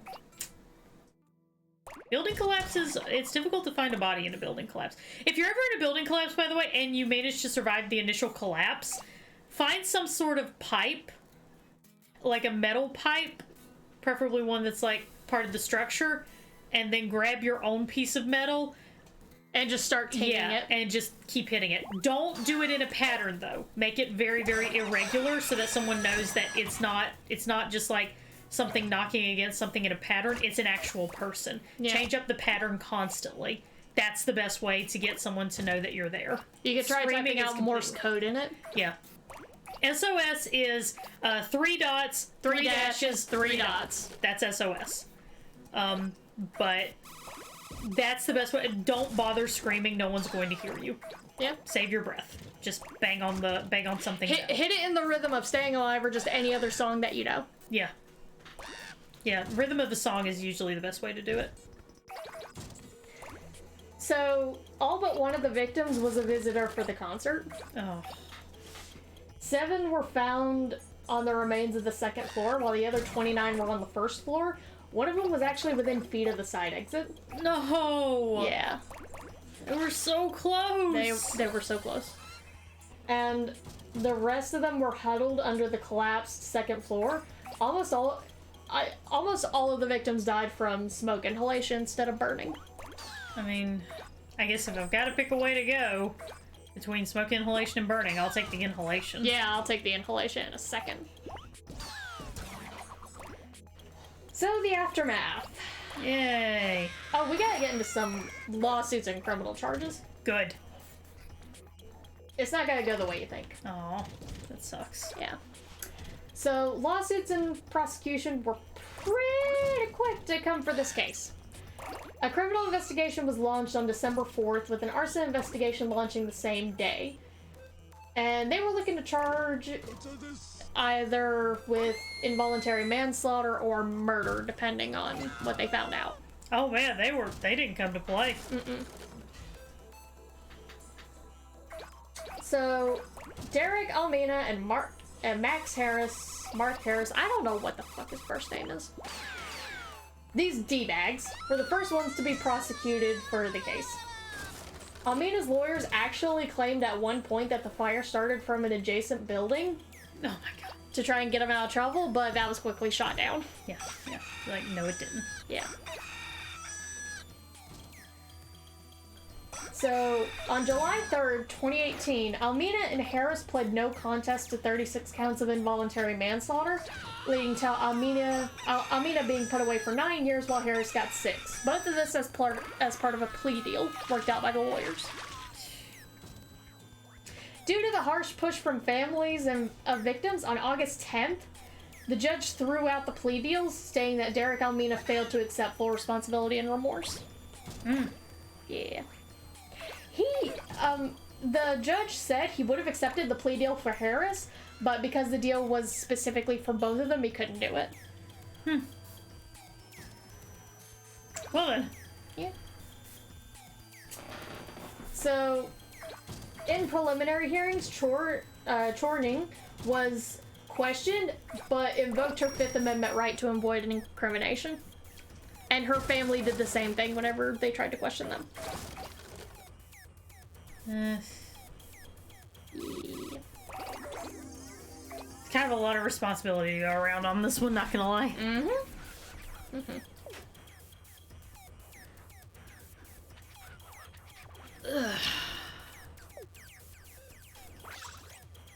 I'm not gonna be succeeding on this one. Anyway, continue. So, Almina and Harris's trial started on April 2nd, 2019, both of them being held for not being able to pay bail. So they've been sitting in jail this whole time.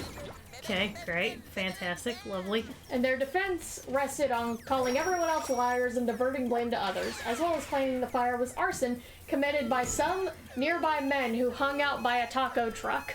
And no, I am not kidding. Wow. They said these men were claiming responsibility for causing the fire. They obviously did it. Except these men do not exist, but just ignore that.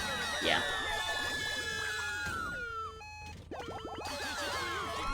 I love how the others just stood there while I rolled up their buddy. Like, look at them, they're just standing there. Yep, didn't make it. Yeah. So, in contrast, Kathleen Bouchard, remember Nicholas Bouchard also co-signed on the lease for the building. Yes. With Almina. Yes.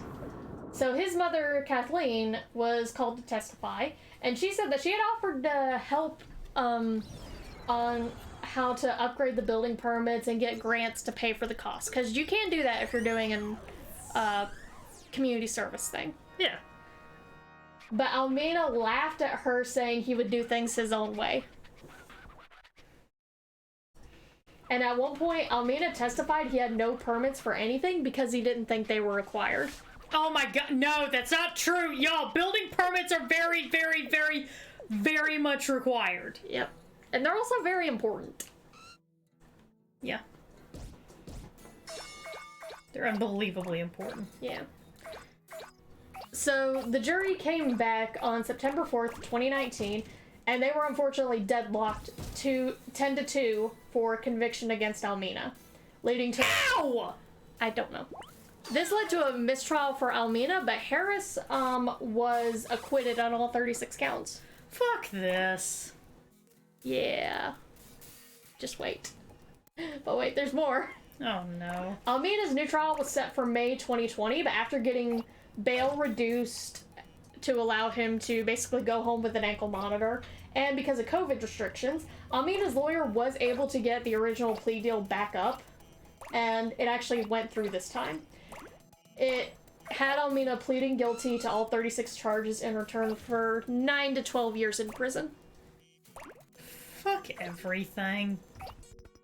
But wait, there's more. Amina was sentenced to 12 years on March 8th, 2021. But with time served, he was expected to be able to serve a sentence in 18 months of home confinement with an ankle monitor. Fuck everything. And that's what happened with him. Is it the same home where everybody died? Maybe. I actually don't know. So, on top of all this, on March 14th, 2017, Oakland Fire Department Chief Teresa Reed retired from her position amidst questions about inspection procedures and management. Yeah. Probably the right call. Yeah. This was a fail on so many levels. It gets worse. Oh, great. I mean, it gets a little bit worse, but... I thought we were done. Oh, God. All right. No, I still got half a page of notes. I'll disagree with you on that, Izzy. As much as it pisses me off to see this jackass basically get off scot-free, it does not mean that juries suck. Juries were created so that judges could not just hang anybody who upset them. You cannot be judge, jury, and executioner. Yeah, it was meant to act as a safeguard to prevent judges from just, like I said, just hanging. It's just in anybody this particular case, it sucked. Yeah, it's just in this particular case, it sucked. So, civil lawsuits cropped up a lot, ranging from the state of California to the record label 100% Silk that was present for the concert. Oh, God. They were suing everybody. You get a lawsuit, you get a lawsuit, you get a lawsuit, you get a lawsuit. So, Pacific Gas and Electric Company, PG&E, was the biggest target for lawsuits, mainly because of the notoriety of the Aaron Brockovich case, which was tried in the same area with the same people who brought up the lawsuit against the same company. Holy shit. Yeah. So PG&E was a big target because of Aaron Brockovich. And the judge allowed this because they saw PG&E as being a cause for the fire, most likely stemming from an electrical malfunction. Yeah. You cannot be judge, Judy, and executioner. Exactly. That sounds like some shit Jake Peralta would say. Yeah. That sounds like that just sounds like a line from Brooklyn Nine-Nine where Amy would be like, "You can't be judge, jury, and executioner," and then Jake backing her would be like, "Yeah, Amy's right. You can't be judge, Judy, and executioner." It's like, honey, I love you. Thank you very much for backing me up, but I stop. So the PG&E suit was eventually settled in August of 2020 for 32 of the victims for an undisclosed amount. I don't know what happened with the other 4. Probably wasn't enough. Probably. In July 2020, the city of Oakland also settled a civil lawsuit for all the victims for a total of $33 million, with $9 million going to one survivor of the fire who has lifelong injuries as a result. So they get $9 million. That's good at least. And the remaining $24 million going to the families of the 36 who perished. Which is like $700,000 each. Wow. Something like that. Yeah, it all sounds good until you realize all the math that goes into it. I'm just sitting here like, wow, so you get into a fire, you better survive so that you get more money. Yeah. Ugh, gross. Yep. So, various high-profile companies and athletics in Oakland worked together to raise a couple $1 million for relief for the families of the people who died, as well as those who lived in the warehouse and lost all their possessions. Okay. Like from the Oakland Raiders to the baseball teams to a whole bunch of companies that were localized in Oakland, and the city itself, they all raised money to try and help. Well, at least we got a little bit of human kindness to Just a little bit. offset all the bullshit. Yeah. But I'm not going to end it on that. I have one last note. Great. And it's a note that will prove why Facebook is a cesspool of madness and sadness. We hate Facebook so much. Yeah. Okay, I'm listening. Defund the police, I guess. Okay. So, one last note to leave us on. Almina made a Facebook post the night of the fire at 1:30 a.m. And he claimed afterwards he was completely unaware that anyone had died. Oh boy. I will now read it verbatim. Oh god. Disclaimer, these are not our words. These are shitlord's words. This is what Almina wrote in a Facebook post. Yeah. We do not condone what you're about to hear. Yeah, we don't condone it, so therefore I will read it in a funny voice. Confirmed. Everything I worked so hard for is gone. Blessed that my children and Micah were at a hotel safe and sound. It's as if I have awoken from a dream filled with opulence and hope, to be standing now in poverty of self-worth. Man, fuck that guy. Yeah. And that is the Ghost Ship Warehouse fire. What did we learn today? Kill all landlords, I guess. No, let's not do that. No, yeah, let's not do that. Because then my grandma dies. I was about to say, I like grandma. Alrighty, everyone, that's all the stories that I have for today. I'll finish out this round and I'll definitely lose out on the round. Okay. We're gonna try. I'm gonna try. So what was your favorite story that you told us today? The boats. Always the boats. Always the boats. You always like the boat stories, I've noticed. I think just because I do still like giant cruise ships. I don't like little boats. I hate those because I get seasick so easily. Yeah. But I do like the big boats. I will still go on a cruise ship, even after everything I have read, even after everything I know. Well, that's very interesting because I'm done with cruise ships. I think it's because I try to keep in mind the statistic of, like, how likely you actually are to die in situations like that. Yeah. Because, I mean, it does seem like a lot, and it is a lot, especially for the families of the people who do lose people there. But considering that we talk about, like, over 1,600 people saved from the Andrea Doria, while we still have, like, 8 billion people on this planet, I'm just like, okay, statistically, that's not terrible. I guess not, but... So that's what kind of gives me a little bit of comfort, but at the same time, I do also understand your position completely. Mine is mainly the idea of being trapped while on a sinking ship is very fucking terrifying. Yeah, I get you. That's the big thing for me. It's not necessarily like, what's my likelihood to die? It's the fact that it would be basically the absolute worst death I could possibly imagine. Yeah.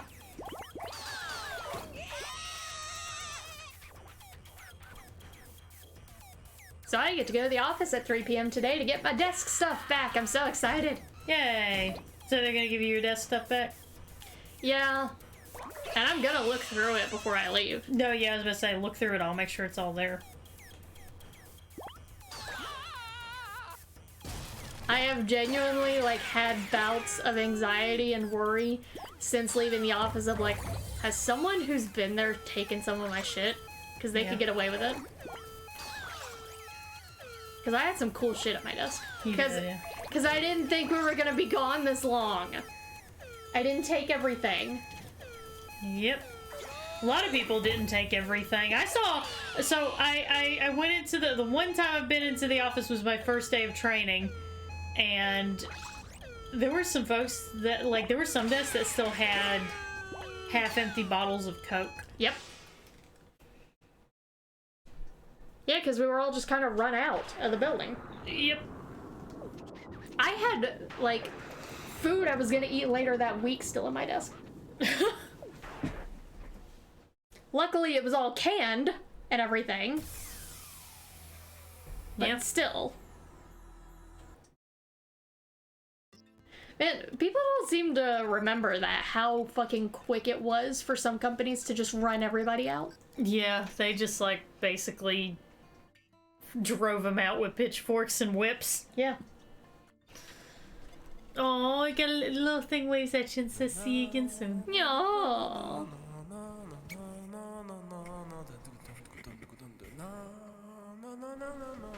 Did it save? Probably not. Oh god. That's okay. Is it okay? It'll be alright. So, thank you all for coming to today's DisasterCast. I hope you enjoyed. Yeah, I'm glad we got back into the thick of it. Yeah, it felt good. It was fun. I enjoyed it. Let me check and see if that cunt is live. She is. Alright. Go say hi to Minx. What's our raid message? Go Go see Ghost Ship. see Ghost Ship. Yep, that's the right message. I was gonna say something about Ghost Ship. Raid message is go see Ghost Ship.